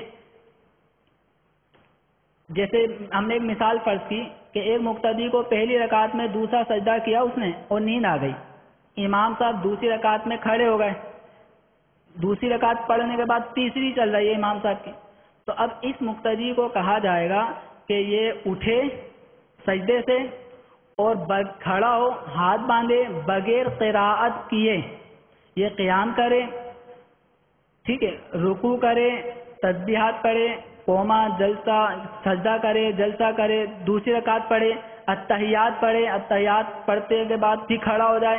اتنے میں ممکن ہے کہ امام چوتھی میں چلا گیا ہوگا، تو اس نے امام کو پکڑنا ہے، اس نے امام کو پکڑنا ہے۔ لاحق کا مطلب ہوتا ہے شامل ہونا، پیچھے سے ملنا۔ لاحق کا مطلب کیا ہوتا ہے؟ پیچھے سے ملنا۔ امام صاحب اب تیسری رکعت میں چل رہے تھے، اب اس کی آنکھ کھلی، ابھی امام کے پیچھے پیچھے چلتا رہے گا۔ امام تیسری رکعت کے سجدے میں جا رہا ہے، یہ اپنی دوسری رکعت ادا کر رہا ہے، امام سجدے سے اٹھ کے چوتھی کے لیے کھڑا ہو رہا ہے، یہ اپنی دوسری رکعت کے اتحیات تک پہنچ گیا۔ یوں یہ کوشش کرے کہ جو رکعتیں فوت ہو گئیں یہ ان رکعتوں کو جلدی جلدی ادا کرتے کرتے کرتے کرتے امام کو پا لے، امام کے ساتھ مل جائے، امام سے لاحق ہو جائے، تو اس کو کہتے ہیں مقتدی لاحق۔ اب بالفرض یوں بھی ممکن ہے کہ امام یہ پیچھے آتا جا رہا ہے اور امام جو ہے وہ سلام پھیر چکا، کوئی مسئلہ نہیں، یہ اب امام سلام پھیر چکا، یہ اپنی پڑھتا رہے، لیکن اس پہ قراءت نہیں کرنی۔ یہ ذہن میں رکھیں کہ جو مقتدی لاحق ہوتا ہے یہ قراءت نہیں کرے گا، یہ قراءت نہیں کرے گا۔ اور ایک اور حکم اس کا نوٹ کر لیں کہ مقتدی لاحق سے کوئی واجب چھوٹ گیا، مقتدی لاحق سے کوئی واجب بھولے سے چھوٹ گیا تو اس پہ سجدہ سہو بھی نہیں ہے، اس پہ سجدہ سہو بھی نہیں ہے، کیونکہ یہ ایک طرح سے امام کے پیچھے ہی سمجھا جا رہا ہے۔ مقتدی لاحق ایک طرح سے امام کے پیچھے ہی نماز پڑھنے والا سمجھا جاتا ہے، اور مقتدی سے ایک اصول ہے کہ مقتدی سے کوئی واجب چھٹ جائے تو مقتدی پہ سجدہ سہو واجب نہیں ہوتا، تو اس پہ بھی واجب نہیں ہوگا۔ دوسرا جو مقتدی ہے وہ ہے مسبوق۔ مسبوق جو مقتدی ہوتا ہے، جس کی ایک یا دو کچھ رکعتیں فوت ہو جائیں، تو اس کے لیے حکم کیا ہے؟ یہ امام کے ساتھ شامل نماز ہو جائے گا، دوسری تیسری جس بھی رکعت میں آیا اس میں شامل ہو گیا۔ امام کے سلام پھیرنے کے بعد اس کو اب اپنی فوت شدہ رکعتیں اب پڑھنی ہیں۔ مقتدی جو لاحق ہوتا ہے یہ اپنی فوت شدہ نمازیں پہلے پڑھ رہا ہوتا ہے، اور جو مسبوق مقتدی ہوتا ہے یہ اپنی فوت شدہ نمازیں بعد میں پڑھے گا۔ دوسرا فرق کیا ہے؟ مقتدی لاحق میں آپ کو بتایا کہ اگر اس سے کوئی واجب ترک ہو جائے تو اس سے سجدہ سہو نہیں ہے، لیکن مسبوق مقتدی جب اپنی نماز پڑھ رہا ہوگا، اس سے کوئی واجب بھولے سے چھٹ جائے تو اس کے اوپر سجدہ سہو بھی لازم ہوگا۔ جو مقتدی لاحق ہوتا ہے یہ قراءت نہیں کرتا، آپ رکعتوں میں جو فوت شدہ رکعتیں پڑھتا ہے اس میں قراءت نہیں کرتا، لیکن جو مسبوق مقتدی ہوتا ہے اس کو باقاعدہ قراءتیں کرنی ہوں گی۔ اور بھی کچھ فرق ہیں جو بہار شریعت میں پڑھے جا سکتے ہیں۔ چوتھی قسم جو مسبوق لاحق کی تھی، تو جس کی چند رکعتیں فوت ہو جائیں تو وہ کچھ بعد میں شامل ہوا، پھر وضو ٹوٹ گیا، پھر وضو کر کے آیا تو چند رکعتیں یوں نکل گئیں، تو یہ مسبوق لاحق ہو گیا۔ تو اس کے بھی احکام وہی ہیں، جو فوت شدہ نمازیں ہیں ان کو جلدی جلدی ادا کریں لاحق ہونے کی حیثیت سے، اور جو پہلی رکعت یا دوسری رکعت چھٹ چکی تھی اس کو امام کے سلام پھیرنے کے بعد ادا کرے گا۔ اچھا، جماعت میں شامل ہونے کے حوالے سے جب مسبوق کھڑا ہوگا تو کب کھڑا ہوگا؟ امام نے سلام پھیرا السلام علیکم ورحمۃ اللہ، تو مسبوق کس وقت کھڑا ہو؟ تو بعض اوقات اسلامی بھائی جو دیر سے آتے ہیں، چند رکعتیں نکل جاتے ہیں، امام کے سلام پھیرتے ہی فوراً کھڑے ہونا شروع کر دیتے ہیں، تو فوراً نہ کھڑے ہوا کریں۔ آپ نے ایسا بھی دیکھا ہوگا کہ ایک دفعہ سلام پھرتا ہے فوراً ایک آواز آتی ہے اللہ اکبر، وہ کیا ہوتا ہے؟ امام سجدہ سہو میں چلے جاتا ہے۔ تو اگر آپ پہلی مرتبہ سلام سنتے ہی کھڑے ہو جائیں گے تو امام سجدہ سہو کر رہا ہوگا تو پھر آپ کو دوبارہ واپس آنا پڑے گا، تو اس لیے جلدی نہ کریں، بلکہ امام جب سلام پھیر لے، سیدھی طرف کا سلام پھیر لیا، اب دوسری طرف کا سلام پھیرنے لگا، ٹھیک ہے، امام پہ سجدہ سہو واجب نہیں ہے، امام سجدہ سہو اب نہیں کرے گا۔ جب یہ اطمینان ہو جائے تو اب مسبوق مقتدی کو جس کی کچھ رکعتیں فوت ہوئی ہوں اب اس کو کھڑا ہونا چاہیے۔ اب امام نے سلام پھیر دیا، مسبوق مقتدی اپنی فوت شدہ رکعتیں ادا کر رہا ہے، تو یہ کس طرح ادا کرے گا؟ تو اس کے اندر تھوڑا سا بس ذہن میں رکھنے والی باتیں ہیں، وہ آپ نوٹ کر لیں۔ ایک مقتدی ہے جس کی، اب میں ترتیب وار چلتا ہوں کہ کس کی یہ رکعت فوت ہوئی تو اب وہ کیا کرے گا، اتنی رکعت فوت ہوئی تو وہ کیا کرے گا، تاکہ ہر طرح سے آپ کے سامنے آ جائے۔ جس کی ایک رکعت فوت ہوئی، جس کی ایک رکعت، مثلا ہم لے لیں کہ عشاء کی نماز ہو رہی تھی، ایک رکعت اس کی جماعت سے رہ گئی، اب وہ اپنی پڑھنے کے لیے کھڑا ہوتا ہے، تو یہ امام کے سلام کا طریقہ بتایا، امام سلام پھیرے گا اطمینان کے ساتھ، یہ کھڑا ہو گیا۔ اب یہ جو ادا کر رہا ہے، یہ جو رکعت ادا کر رہا ہے، یہ کون سی رکعت ادا کر رہا ہے؟ اپنی وہ پہلی رکعت ادا کر رہا ہے جو امام کے ساتھ اس نے نہیں پڑھی تھی، ٹھیک ہے، یہ وہ ادا کر رہا ہے۔ دوسری تیسری چوتھی یہ رکعتیں تو اس نے ترتیب وار امام کے ساتھ پڑھ لی، اب جو پڑھ رہا ہے یہ پہلی رکعت پڑھ رہا ہے، اور پہلی رکعت میں مقتدی اکیلا، اب چونکہ اکیلا ہو گیا تو اکیلا جب مقتدی ہوتا ہے تو وہ ثنا بھی پڑھتا ہے، ٹھیک ہے، تو اس کو ثنا سبحانک اللہم یہ بھی پڑھنا ہے، تعوذ اعوذ باللہ بھی پڑھنا ہے، بسم اللہ بھی پڑھنی ہے، اس کے بعد سورہ فاتحہ پڑھنی ہے، پھر آمین، پھر بسم اللہ، پھر سورہ کوئی سورت ملا لے، پھر رکوع کر کے سجدے کر کے اتحیات پڑھ کے درود دعا وغیرہ پڑھ کے یہ سلام پھیر دے۔ یہ کون تھا؟ جس کی ایک رکعت فوت ہوئی تھی۔ جس کی دو رکعتیں فوت ہوئی تھی وہ کیا کرے گا؟ وہ اسی طرح امام کے سلام پھیرنے کے بعد اب کھڑا ہوگا۔ اس کی کون سی دو رکعتیں فوت ہوئی ہیں؟ پہلی اور دوسری رکعت فوت ہوئی ہے، اور پہلی اور دوسری رکعت میں سورہ فاتحہ کے ساتھ سورت ملائی جاتی ہے، پہلی رکعت میں ثنا، تعوذ، تسمیہ پڑھا جاتا ہے، تو یہ اپنے باقاعدہ کھڑا ہوگا، جس انداز میں پہلی رکعت دوسری رکعت پڑھی جاتی ہے اسی انداز میں یہ نمازیں پڑھے گا، اتحیات میں بیٹھے گا اور سلام پھیرے گا۔ 2 امام کے ساتھ پڑھی تھیں، 2 اب ہو گئیں، کتنی ہو گئیں؟ 4 پوری ہو گئیں، فرض ادا ہو گئے۔ اب وہ مقتدی کہ جس کی 3 رکعتیں فوت ہوئیں، 3 رکعتیں فوت ہونے کا مطلب یہ ہے کہ وہ چوتھی رکعت میں شامل ہوا تھا، تو پہلی، دوسری، تیسری، یہ 3 رکعتیں فوت ہوئیں، اب اس کو نماز ادا کرنی ہے۔ تو اب اس میں کیا کرنا ہوگا؟ یہ قاعدہ نوٹ کر لیں کہ اب جو مسبوق اپنی رکعت ادا کرے گا، قراءت کے اعتبار سے یہ سمجھے میں پہلی ادا کر رہا ہوں، قراءت کے اعتبار سے کیا سمجھے گا؟ میں پہلی ادا کر رہا ہوں، اور تشہد کے اعتبار سے دیکھے تو یہ سمجھے میں دوسری ادا کر رہا ہوں، تشہد کے اعتبار سے دوسری، قراءت کے اعتبار سے پہلی۔ اب جس مقتدی کی 3 رکعتیں فوت ہو گئیں، چوتھی رکعت میں آگے شامل ہوا، امام نے سلام پھیرا، اب یہ کھڑا ہوا، تو قراءت کے اعتبار سے یہ پہلی ادا کر رہا ہے، تو اس کو سب سے پہلے پہلی رکعت ادا کرنی ہے جو پہلے فوت ہوئی تھی، پھر دوسری ادا کرنی ہے جو دوسرے نمبر پہ فوت ہوئی تھی، پھر تیسرے نمبر پہ وہ نماز رکعت پڑھنی ہے جو تیسرے نمبر پہ فوت ہوئی تھی۔ تو پہلے پہلی رکعت اس میں ثنا پڑھے، تعوذ پڑھے، تسمیہ پڑھے، رکوع سجود کرنے کے بعد اب یہ کیا کرے گا؟ سجدہ کرنے کے بعد اب کھڑا نہیں ہوگا، بلکہ اب یہ قاعدہ اولا کرے گا۔ کیا کرے گا؟ قاعدہ اولا۔ کیوں کر رہا ہے؟ کیونکہ یہ امام کے ساتھ چوتھی رکعت میں شامل ہوا، چوتھی رکعت اس کی تشہد کے اعتبار سے کون سی رکعت ہوئی؟ پہلی۔ تشہد کے اعتبار سے کون سی ہوئی؟ پہلی۔ اب یہ امام کے سلام پھیرنے کے بعد اب یہ 1 رکعت پڑھ چکا ہے، کتنی ہو گئی؟ 2۔ کتنی ہو گئی؟ 2۔ اور ہر 2 رکعت پر تشہد پڑھنا واجب ہے، ہر 2 رکعت پہ تشہد پڑھنا واجب ہے۔ تو یہ کاؤنٹنگ کرے کہ کتنی رکعت ہو گئی؟ 2 ہو گئی، تو اب یہ سجدے کے بعد بیٹھ جائے گا، قاعدہ کرے گا، اتحیات پڑھے گا، درود شریف نہیں پڑھے، اتحیات پڑھنے کے بعد پھر یہ کھڑا ہو گیا۔ اب یہ کھڑا ہو کر اب اس نے سورہ فاتحہ بھی پڑھنی ہے اور سورت بھی پڑھنی ہے۔ کیوں؟ اس لیے کہ ابھی جو رکعت ادا کی تھی وہ کون سی تھی؟ پہلی۔ اب یہ جو کھڑا ہو کے ادا کر رہا ہے کون سی ہے؟ دوسری، قراءت کے اعتبار سے۔ کس کے اعتبار سے؟ قراءت کے اعتبار سے دوسری ہے، اور دوسری رکعت میں قراءت کرنا، سورہ فاتحہ کے بعد سورت ملانا واجب، تو یہ ملائے گا۔ اچھا، اب یہ رکوع سجود کرنے کے بعد اب یہ بیٹھے گا نہیں۔ کیوں؟ اس لیے کہ کاؤنٹنگ کے اعتبار سے کتنی رکعتیں ہو گئیں؟ 3 ہو گئیں، اور 3 رکعتوں پہ نہیں بیٹھتے۔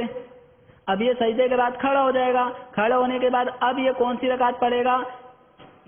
قراءت کے اعتبار سے تیسری، قراءت کے اعتبار سے تیسری، اور تیسری رکعت میں سورہ فاتحہ پر اکتفا کیا جا سکتا ہے، سورت ملانا واجب نہیں ہے۔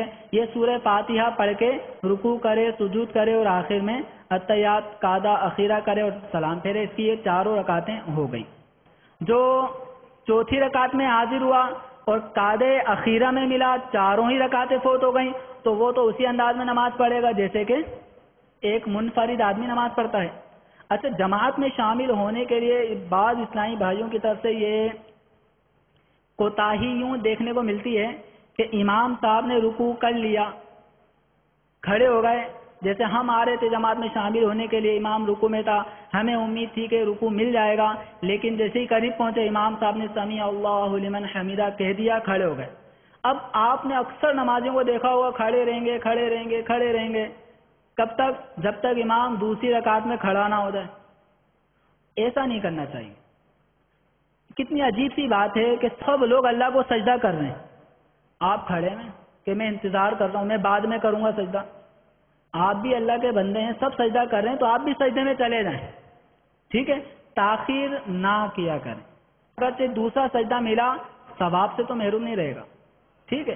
اگرچہ وہ رکعت نہیں ملی، لیکن سجدہ تو اللہ کی بارگاہ میں ایک اس نے کر لیا، تو سجدہ کریں۔ اور احادیث مبارکہ میں رسول اکرم صلی اللہ تعالیٰ علیہ وسلم نے اس حوالے سے کہ کب مقتدی کو امام کے ساتھ نماز میں رکعت مل جاتی ہے، کب نہیں ملتی، تو اس پہ رسول اکرم صلی اللہ تعالیٰ علیہ وسلم نے بیان فرمایا۔ حضرت ابو ہریرہ رضی اللہ تعالیٰ عنہ ارشاد فرماتے ہیں کہ رسول اکرم صلی اللہ تعالیٰ علیہ وسلم نے ارشاد فرمایا اذا جئتم الى الصلاة ونحن سجود فاسجدوا، کہ جب تم نماز کے لیے آؤ اور ہمیں سجدے میں پاؤ. سرکار ارشاد فرما رہے کہ جب تم نماز کے لیے آؤ اور ہمیں سجدے میں پاؤ فاسجدوا، سجدہ کرو. آگے فرمایا لیکن اس کو رکعت شمار نہیں کرنا، اس کو رکعت شمار نہیں کرنا. وہ ایک رکعت مس ہو گئی، اب اس کو بعد میں پڑھی جائے گی، لیکن سجدہ کر لو.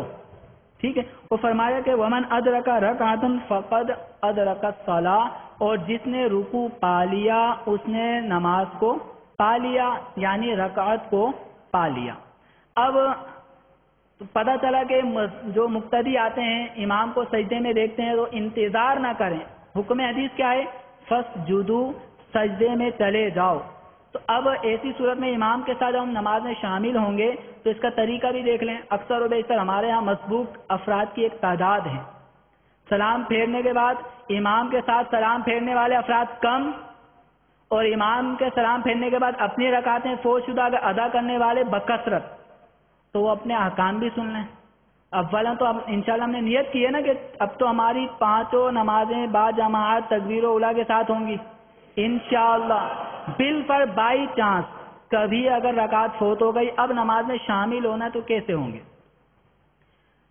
تو امام صاحب رکوع میں ہیں، امام صاحب رکوع میں ہیں. اب آپ جماعت میں شامل ہونا چاہتے ہیں، امام صاحب رکوع میں ہیں. اب نیت آپ کر لیں نماز میں شامل، جو بھی نمازیں اللہ اکبر کہیں. اب ہاتھ نہ باندھیں، اب ہاتھ نہ باندھیں، اللہ اکبر کہیں. بعض اوقات امام بہت لمبا طویل رکوع کرتے ہیں تو ہر مقتدی اپنے امام کی عادت سے واقف ہوتا ہے. اگر پتہ ہے کہ امام صاحب طویل رکوع کر رہے ہیں اور میں اللہ اکبر کہنے کے بعد ثنا پڑھ لوں گا، یہ پہلی صف کا حکم، پہلی رکعت کا حکم. اگر پتہ ہے کہ میں ثنا پڑھ لوں گا اور رکوع میں شامل ہو جاؤں گا تو اب یہ ثنا بھی پڑھے پھر رکوع میں شامل ہو. اور اگر پتہ ہے کہ ثنا پڑھوں گا تو امام سر اٹھا لے گا، میرا رکوع فوت ہو جائے گا، تو اب ثنا نہ پڑھے، اللہ اکبر کہے. یہ تکبیر تحریمہ ہے. یہ کیا ہے؟ اللہ اکبر. پھر اس کے بعد دوسری تکبیر کہے اللہ اکبر اور رکوع میں شامل ہو جائے. حدیث میں ہے کہ جس نے رکوع کو پا لیا اس نے رکعت کو پا لیا. تو اب امام کے ساتھ اگر رکوع مل گیا تو رکعت مل گئی. اچھا، بعض اسلامی بھائی وہ دیکھا ہے کہ وہ ہاتھ کانوں تک ہوتے ہیں، نیت کرتا ہوں نیت کرتا ہوں، یہ الفاظ بد نیت کے الفاظ ہی دہراتے رہتے ہیں. اتنے میں امام صاحب سمیع اللہ لمن حمیدہ کہہ جاتے ہیں. تو پیارے اسلامی بھائیوں اور مدنی چینل کے ناظرین، نیت الفاظوں میں کرنا یہ مستحب ہے. دل میں نیت ہونا یہ ضروری ہے. اور اتنی نیت کہ میں ظہر کی نماز با جماعت ادا کر رہا ہوں. کون سی ظہر؟ آج کی تو ادا کر رہا ہوں، تو آج کی ظہر میں با جماعت ادا کر رہا ہوں، امام کے پیچھے ادا کر رہا ہوں. اتنی نیت آپ وضو خانے سے کا چلتے چلتے کر کے نہیں آ سکتے. ضروری ہے کہ جس جگہ نماز پڑھنی ہے وہیں پہ نیت شروع کر دیں. تو بعض ٹائم پہ وہ دیکھا گیا وہ نیت کرتے کرتے رکوع ضائع کر دیتے ہیں. تو ایسا نہ کریں. دل میں جب آپ وضو کر رہے ہیں، وضو کے بعد آ رہے ہیں تو دل میں نیت کرتے کرتے آ جائیں، اور جب کھڑے ہو تو اللہ اکبر کہیں، اور پھر دوسری تکبیر رکوع کے لیے تکبیر کہیں جس کو تکبیر انتقال کہتے ہیں، وہ کہیں، رکوع میں شامل ہو جائیں. اچھا، کبھی ایسا بھی ہوتا ہے کہ امام صاحب رکوع میں ہیں، ہم رکوع میں جاتے ہیں، آواز آتی ہے سمیع اللہ لمن حمیدہ. اب بندہ پریشان ہو جاتا ہے، رکوع ملا نہیں ملا، اب میں کھڑے ہو کے اپنی رکعت ہی ادا کروں یا امام کے ساتھ ہی پہلی رکعت میں شامل ہوا تو امام کے ساتھ سلام پھیر دوں. ایک تشویش رہ جاتی ہے. تو ایسے میں حکم یہ ہے کہ اگر رکوع میں شمولیت ہو گئی تو رکعت مل گئی، رکوع میں شمولیت نہیں ہوئی تو نہیں، رکعت نہیں ملی. اب رکوع میں شمولیت یا مشارکت یا شرکت کس کو کہتے ہیں؟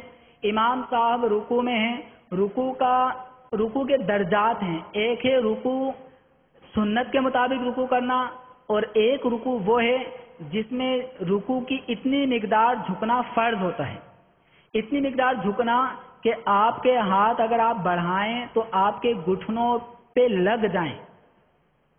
اگر جھکیں تھوڑا سا ہلکی سی کمر کو موو کریں گے نیچے کی جانب اور ہاتھ گھٹنوں تک لگ جائیں تو اتنی مقدار تک جھکنا یہ فرض ہے. اتنی مقدار تک جھکنا فرض ہے. اگر کوئی اتنا نہیں جھکتا تو اس کو رکوع نہیں کہا جائے گا. اچھا، امام صاحب تو رکوع کے اندر کمر سیدھی کیے ہوئے ہوں گے، ٹھیک ہے. امام جب سمیع اللہ لمن حمیدہ کہہ رہا ہوگا تو آہستہ آہستہ اٹھ رہا ہوگا، آہستہ آہستہ اٹھ رہا ہوگا امام. مقتدی کھڑا ہے، تکبیر تحریمہ کہنے کے بعد اللہ اکبر کہہ کے یہ اگلی رکعت میں جانا، رکوع میں جانا چاہ رہا ہے، تو اس کی کمر سیدھی تھی یا آہستہ آہستہ اس کی کمر خم ہونا شروع ہو گئی، ٹھیک ہے. تو بالفرض ایک ہم سمجھ لیتے ہیں کہ اتنا اگر کوئی جھکے تو ہاتھ پہنچ جاتا ہے. اگر یہ کمر لیں، یہ ٹانگیں لیں، اگر کوئی اتنا جھکے تو اس کے گھٹنے تک ہاتھ پہنچ جاتے ہیں. باقاعدہ رکوع تو یہ کمر سیدھی ہو، لیکن وہ تھوڑا سا جھکا کہ ہاتھ بڑھائے تو گھٹنے تک پہنچ جائے، یہ رکوع کا ادنا حصہ ہے جو فرض ہے. امام صاحب رکوع میں، مقتدی کھڑا ہے، ٹھیک ہے. امام اٹھنا شروع ہو رہا ہے، مقتدی رکوع میں جا رہا ہے. اگر دونوں پہ ایک سیکنڈ بھی ایسا گزر گیا کہ امام ابھی اتنا اٹھ رہا ہے لیکن ابھی اس کے گھٹنے تک ہاتھ لگے ہوئے ہیں، گھٹنے تک ہاتھ لگے ہوئے ہیں، اتنا جھکا ہوا ہے امام ابھی تک کہ گھٹنے تک ہاتھ پہنچ سکتے ہیں. اگر امام اتنا کمر جھکایا ہوا ہے لیکن اٹھ رہا ہے آہستہ آہستہ اور مقتدی جا رہا ہے، اگر دونوں کا ایسا وقت ہو جائے کہ ایک لمحہ بھی ایسا گزرا کہ مقتدی کا ہاتھ بھی گھٹنوں پہ، امام کا ہاتھ بھی گھٹنوں پہ، تو رکعت مل گئی. اگر مقتدی نے کچھ تاخیر کر دی کہ امام مقتدی کھڑا ہے، امام کی کمر خم ہے، امام آہستہ آہستہ اٹھتا ہوا جا رہا ہے، اب مقتدی سستی کے ساتھ نیچے آ رہا ہے، اب اگر یہ جھکتا ہے تو اس کی رکعت نکل جائے گی. تو یہ قاعدہ ہے. اب یہ کہ ہمارے مقتدی اور امام یہ آپس میں ان دونوں کے طریقے ہیں کہ کون سا امام کس طرح اٹھتا ہے. بعض اماموں کی عادت یہ ہوتی ہے کہ پہلے پورا کھڑے ہوتے ہیں، تو اس کے بعد آواز نکالتے ہیں سمیع اللہ لمن حمیدہ. پیچھے مقتدی کو پتہ ہی نہیں کہ کیا ہوا، تو امام تو کومے میں آ گیا، اب وہ رکوع میں جا رہا ہے تو رکعت نہیں ملے گی. اماموں کے لیے بھی تنبیہ ہے، ان کو کب رکوع سے سر اٹھانا ہے، کیا کہتے ہوئے اٹھانا ہے. سمیع کا سین، سمیع یہ ابتدا کریں گے اور اٹھنا شروع کریں گے، ٹھیک ہے. اور حمیدہ کا جو آخر میں ہا ہے، جب وہ ادا کریں گے تو بالکل سیدھا کھڑے ہو چکے ہوں. یہ امام کے لیے بھی حکم ہے، اکیلے پڑھنے والے کے لیے بھی یہی حکم ہے کہ سمیع کہتے کہتے اٹھنا شروع کرے اور جب کمر سیدھی ہو حمیدہ کا ہا اس وقت ختم ہو. تو یہ اب آپ کو بتا دیا ایک اصول کہ کب رکعت مل جاتی ہے کب نہیں ملتی. تو یہ جماعت سے متعلق چند احکام تھے، مسبوق مقتدیوں کی چند صورتیں تھیں، ان کے احکام تھے. اب یہ موضوع ایسا ہے کہ جو اس 1-1.5 گھنٹے کی نشست میں ادا نہیں ہو سکتا، تو اس کے لیے دارالفتہ اہل سنت الحمدللہ دعوت اسلامی نے آپ کے لیے کھولے ہوئے ہیں. تو دارالفتہ اہل سنت سے رابطہ رکھیں. کوئی مسئلہ اگر بیان کے دوران سمجھ میں نہ آیا ہو تو اس کی تفہیم بھی آپ دارالفتہ اہل سنت سے کروا سکتے ہیں. مسئلے کو مزید پوچھ لیں تو انشاءاللہ یہ نماز وغیرہ سے متعلق مسائل بعضوں کو کے لیے بالکل نئے ہوں گے، تو ممکن ہے ان کو کچھ سمجھ میں نہ آ رہا ہو، پہلے کچھ سمجھا ہو اور اب کچھ بتایا جا رہا ہو، تو اس طرح کا معاملہ ہو سکتا ہے. تو دارالفتہ اہل سنت سے رجوع کریں اور اپنی تشویش کو دور کیا جا سکتا ہے. اب انشاءاللہ وطر کا بیان سنیں گے. وطر واجب ہے اور رسول اکرم صلی اللہ تعالیٰ علیہ وآلہ وسلم نے اس کے بارے میں بھی احادیث ارشاد فرمائی ہیں. چنانچہ ابو داؤد و ترمذی، ابن ماجہ حضرت خارجہ بن حذافہ رضی اللہ تعالیٰ عنہ سے روایت کرتے ہیں کہ رسول اکرم صلی اللہ تعالیٰ علیہ وسلم نے ارشاد فرمایا کہ اللہ تعالیٰ نے ایک نماز سے تمہاری مدد فرمائی ہے، ایک نماز تمہیں عطا فرما کے تمہاری مدد فرمائی ہے، اور وہ نماز سرخ اونٹوں سے بہتر ہے. عرب کے اندر اونٹ کی بہت قدر و قیمت ہے، تو فرمایا سرخ اونٹ اونٹوں سے زیادہ اعلیٰ نسل کے اونٹ تھے، تو فرمایا کہ وہ سرخ اونٹوں سے بہتر ہے اور وہ وطر ہے. اللہ تعالیٰ نے اسے عشاء اور طلوع فجر کے درمیان رکھا ہے. تو عشاء کے فرض ادا کرنے کے بعد وطر کا ٹائم شروع ہو جاتا ہے. کب تک رہتا ہے؟ صبح صادق تک. جس طرح فرض نماز قضا ہو جائیں وقت نکل جائے تو ان کی قضا ہوتی ہے، ایسے ہی وطر کی بھی باقاعدہ قضا کی جائے گی.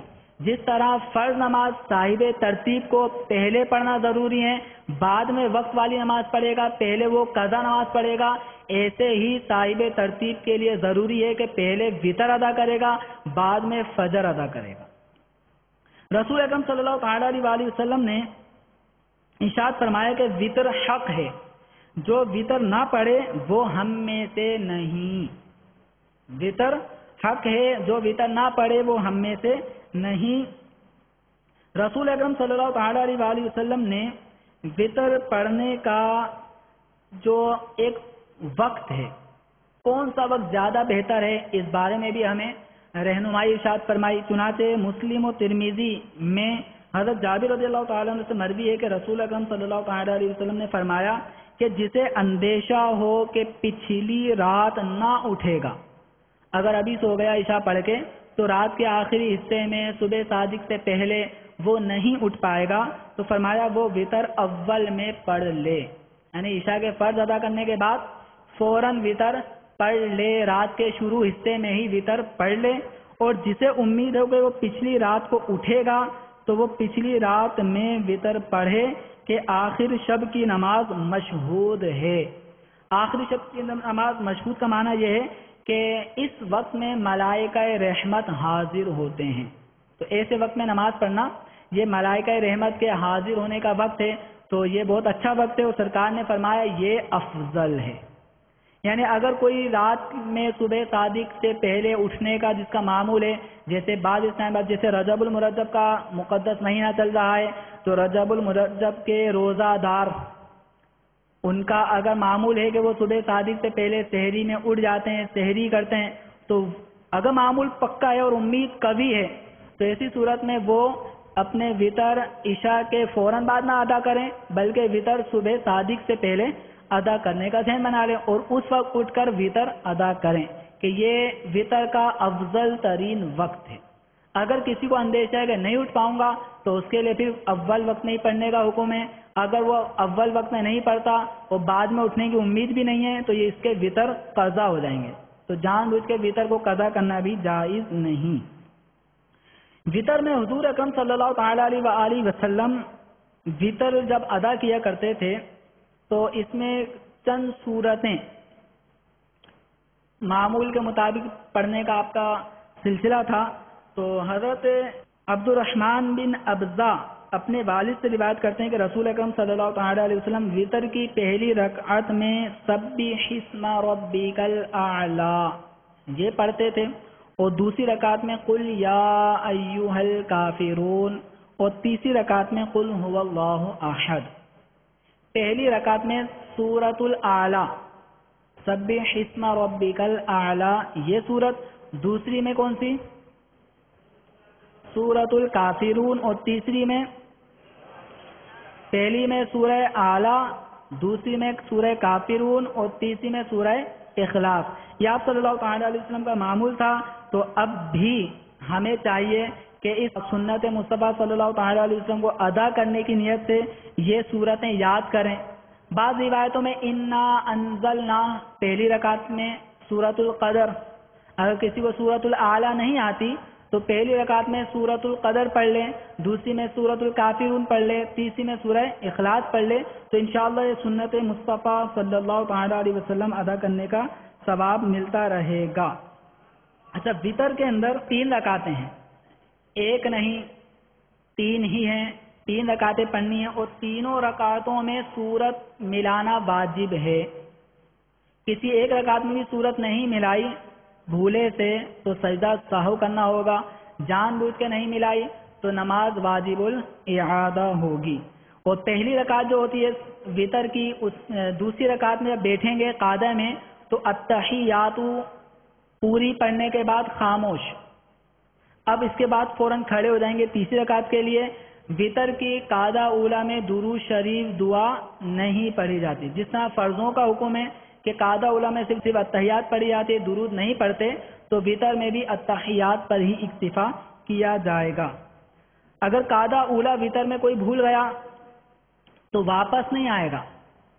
کھڑا ہو گیا تیسری رکعت کے لیے تو قاعدہ اولا چھٹ گیا تو چھٹ گیا.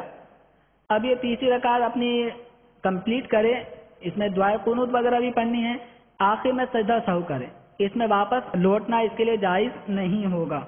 افضل دعائے قنوت وہی ہے جو معروف ہے, اللہم انا نستعینک ونستغفرک ونؤمن بک, یا آخر تک ان عذابک بالکفار ملحق. تو یہ جو دعائے قنوت ہے افضل ہے کہ اسی کو پڑھیں. اگر کسی کو یاد نہیں تو ایسی صورت میں شریعت مطہرہ نے ہمارے لیے آسانی رکھی ہے کہ اگر کسی کو یاد نہیں ہے تو وہ ربنا آتینا فی الدنیا یہ پڑھ لے. یعنی اس موقع پر جو وتر کے اندر تیسری رکعت میں قنوت کے معنی ہے دعا کرنا, اللہ کی تعالیٰ کی بارگاہ میں عرض کرنا. تو تیسری رکعت میں جب قنوت پڑھا جاتا ہے تو یہ رکوع سے پہلے دعائے قنوت پڑھتے ہیں. تیسری رکعت میں اب سورت فاتحہ سورت سے فارغ ہوئے, اب آپ نے اللہ اکبر کہنا ہے. اس کے لیے ہاتھ اٹھانا سنت, تکبیر قنوت واجب. تکبیر قنوت کیا ہے؟ واجب ہے. ہاتھ اٹھانا کیا ہے؟ سنت ہے. تو تیسری رکعت میں سورہ فاتحہ سورت سے فارغ ہونے کے بعد اللہ اکبر کہیں, یہ واجب ادا ہو رہا ہے. ہاتھ اٹھانا سنت ادا ہو رہی ہے. اس کے بعد اب آپ نے دعائے قنوت پڑھنی ہے. دعائے قنوت یعنی ایک نام ہو گیا, اس مقام پہ پڑھنے والی جو بھی دعا ہوگی اس کو دعائے قنوت کہتے ہیں. کیا کہتے ہیں؟ دعائے قنوت. قرآن میں احادیث میں جو بھی دعائیں معصورہ ہیں وہ اس مقام پہ پڑھی جا سکتی ہے. اس کے پڑھنے سے بھی یہ دعائے قنوت پڑھنے کا وجوب ادا ہو جائے گا. دعائے قنوت پڑھنا واجب ہے. اگر کسی کو معروف دعائے قنوت یاد نہ ہو تو وہ ربنا آتینا پڑھ لے. یہ بھی کسی کو نہیں آتی تو رب اغفر لی, رب اغفر لی, رب اغفر لی 3 مرتبہ کہہ لے, 1 مرتبہ کہہ لے. یعنی اس مقام پہ اللہ تعالی کی بارگاہ میں دعا کرنی ہے. اب چاہے وہ دعائے قنوت معروف ہے وہ پڑھ کے ہو جائے یا کوئی سی بھی دعا پڑھ کے ہو جائے, یہ آپ کا وجوب ادا ہو جائے گا. ٹھیک ہے, تو دعائے قنوت پڑھنا یہ واجب. اور بعض اوقات ایسا ہوتا ہے کہ نسیان کا مرض عام ہے, ہر چیز میں بھول چک ہوتی رہتی ہے. تو بعض اوقات ایسا ہوتا ہے کہ تیسری رکعت میں دعائے قنوت پڑھے بغیر رکوع میں چلے گئے, تو اب رکوع میں ہی رہیں, رکوع مکمل کریں, سجدے میں چلے جائیں, سجدے سے فارغ ہوں, تحیات پڑھیں, آخر میں سجدہ سہو کر لیں. آپ کا جو بھولے سے دعائے قنوت کا واجب رہ گیا تھا, سجدہ سہو کرنے سے اس کی تلافی ہو جائے گی. ٹھیک ہے, تو اب اگر کوئی دعائے قنوت پڑھنا بھول گیا تو اب رکوع میں دعائے قنوت نہ پڑھے, رکوع اپنا نارمل طریقے سے کرتا رہے اور آخر میں سجدہ سہو کرے گا, اس کی نماز مکمل ہو جائے گی. وتر میں اگر کوئی بھولے سے پہلی رکعت میں دعائے قنوت اس نے شروع کر دی یا دوسری میں شروع کر دی تو تیسری میں پھر بھی پڑھنی ہی ہوگی. تیسری رکعت میں پھر بھی اس کو دعائے قنوت پڑھنی ہی ہوگی. یہ نہیں کہ ایک مرتبہ پڑھ لیا تو ادا ہو گئی, ایسا نہیں. فطر یہ رمضان المبارک میں جیسے کہ ہم نے پڑھا سنا کہ رمضان المبارک میں وطر کی جماعت کا حکم کیا ہے؟ واجب ہے, سنت ہے, مکروہ ہے, فرض ہے, کیا ہے؟ مستحب. رمضان المبارک میں وطر کی جماعت مستحب. رمضان المبارک کے علاوہ اور ایام میں تداعی کے ساتھ, کس کے ساتھ؟ تداعی. تداعی کا معنی کیا ہے؟ ایک دوسرے کو دعوت دینا, آ جاؤ بھائی وطر کی نماز ہو رہی ہے, آ جاؤ سب آ جاؤ. ٹھیک ہے, تو تداعی کے ساتھ وطر کی جماعت یہ رمضان المبارک کے علاوہ مکروہ ہے. اچھا, تہجد پڑھنے کا ثواب, تہجد کا ثواب حاصل کرنے کا ایک نسخہ رسول اکرم صلی اللہ تعالی علیہ وسلم نے عطا فرمایا ہے. صاحب بہار شریعت فرماتے ہیں کہ وطر ادا کرنے کے بعد 2 رکعت نفل پڑھنا بہتر ہے. وطر ادا کرنے کے بعد 2 رکعت نفل ادا کرنا بہتر ہے. اس کی پہلی رکعت میں اذا زلزلت الارض زلزالها یہ پڑھے, اور دوسری رکعت میں قل یا ایھا الکافرون پڑھے. پہلی میں کون سی پڑھنی ہے؟ سورہ زلزال, اور دوسری میں سورۃ الکافرون. تو فرمایا کہ جو یہ پڑھ لے یہ بہتر ہے. اور حدیث شریف میں فرمایا گیا کہ رات میں اگر نہ اٹھا تو یہ تہجد کے قائم مقام ہو جائیں گی. لیکن یہ اس کے لیے ہے جو تہجد میں اٹھنے کا ارادہ رکھتا ہے، تہجد میں اٹھنے کا جس کا معمول ہے، اٹھنے کا ارادہ ہے، نیت ہے، اور یہ پڑھ لیتا ہے۔ اب اگر بائی چانس کو تہجد میں آنکھ نہیں کھلتی تو اس کی یہ 2 رکعتیں تہجد کی رکعتوں کے قائم مقام ہو جائیں گی۔ پہلی رکعت میں کیا پڑھنا ہے؟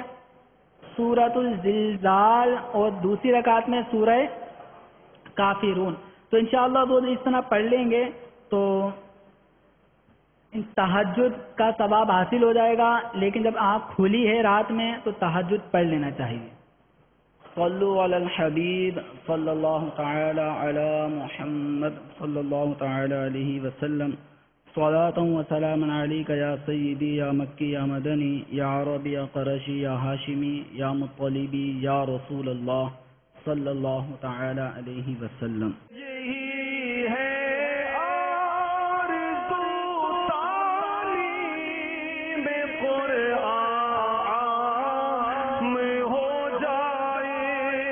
تلاوت کرنا صبح و شام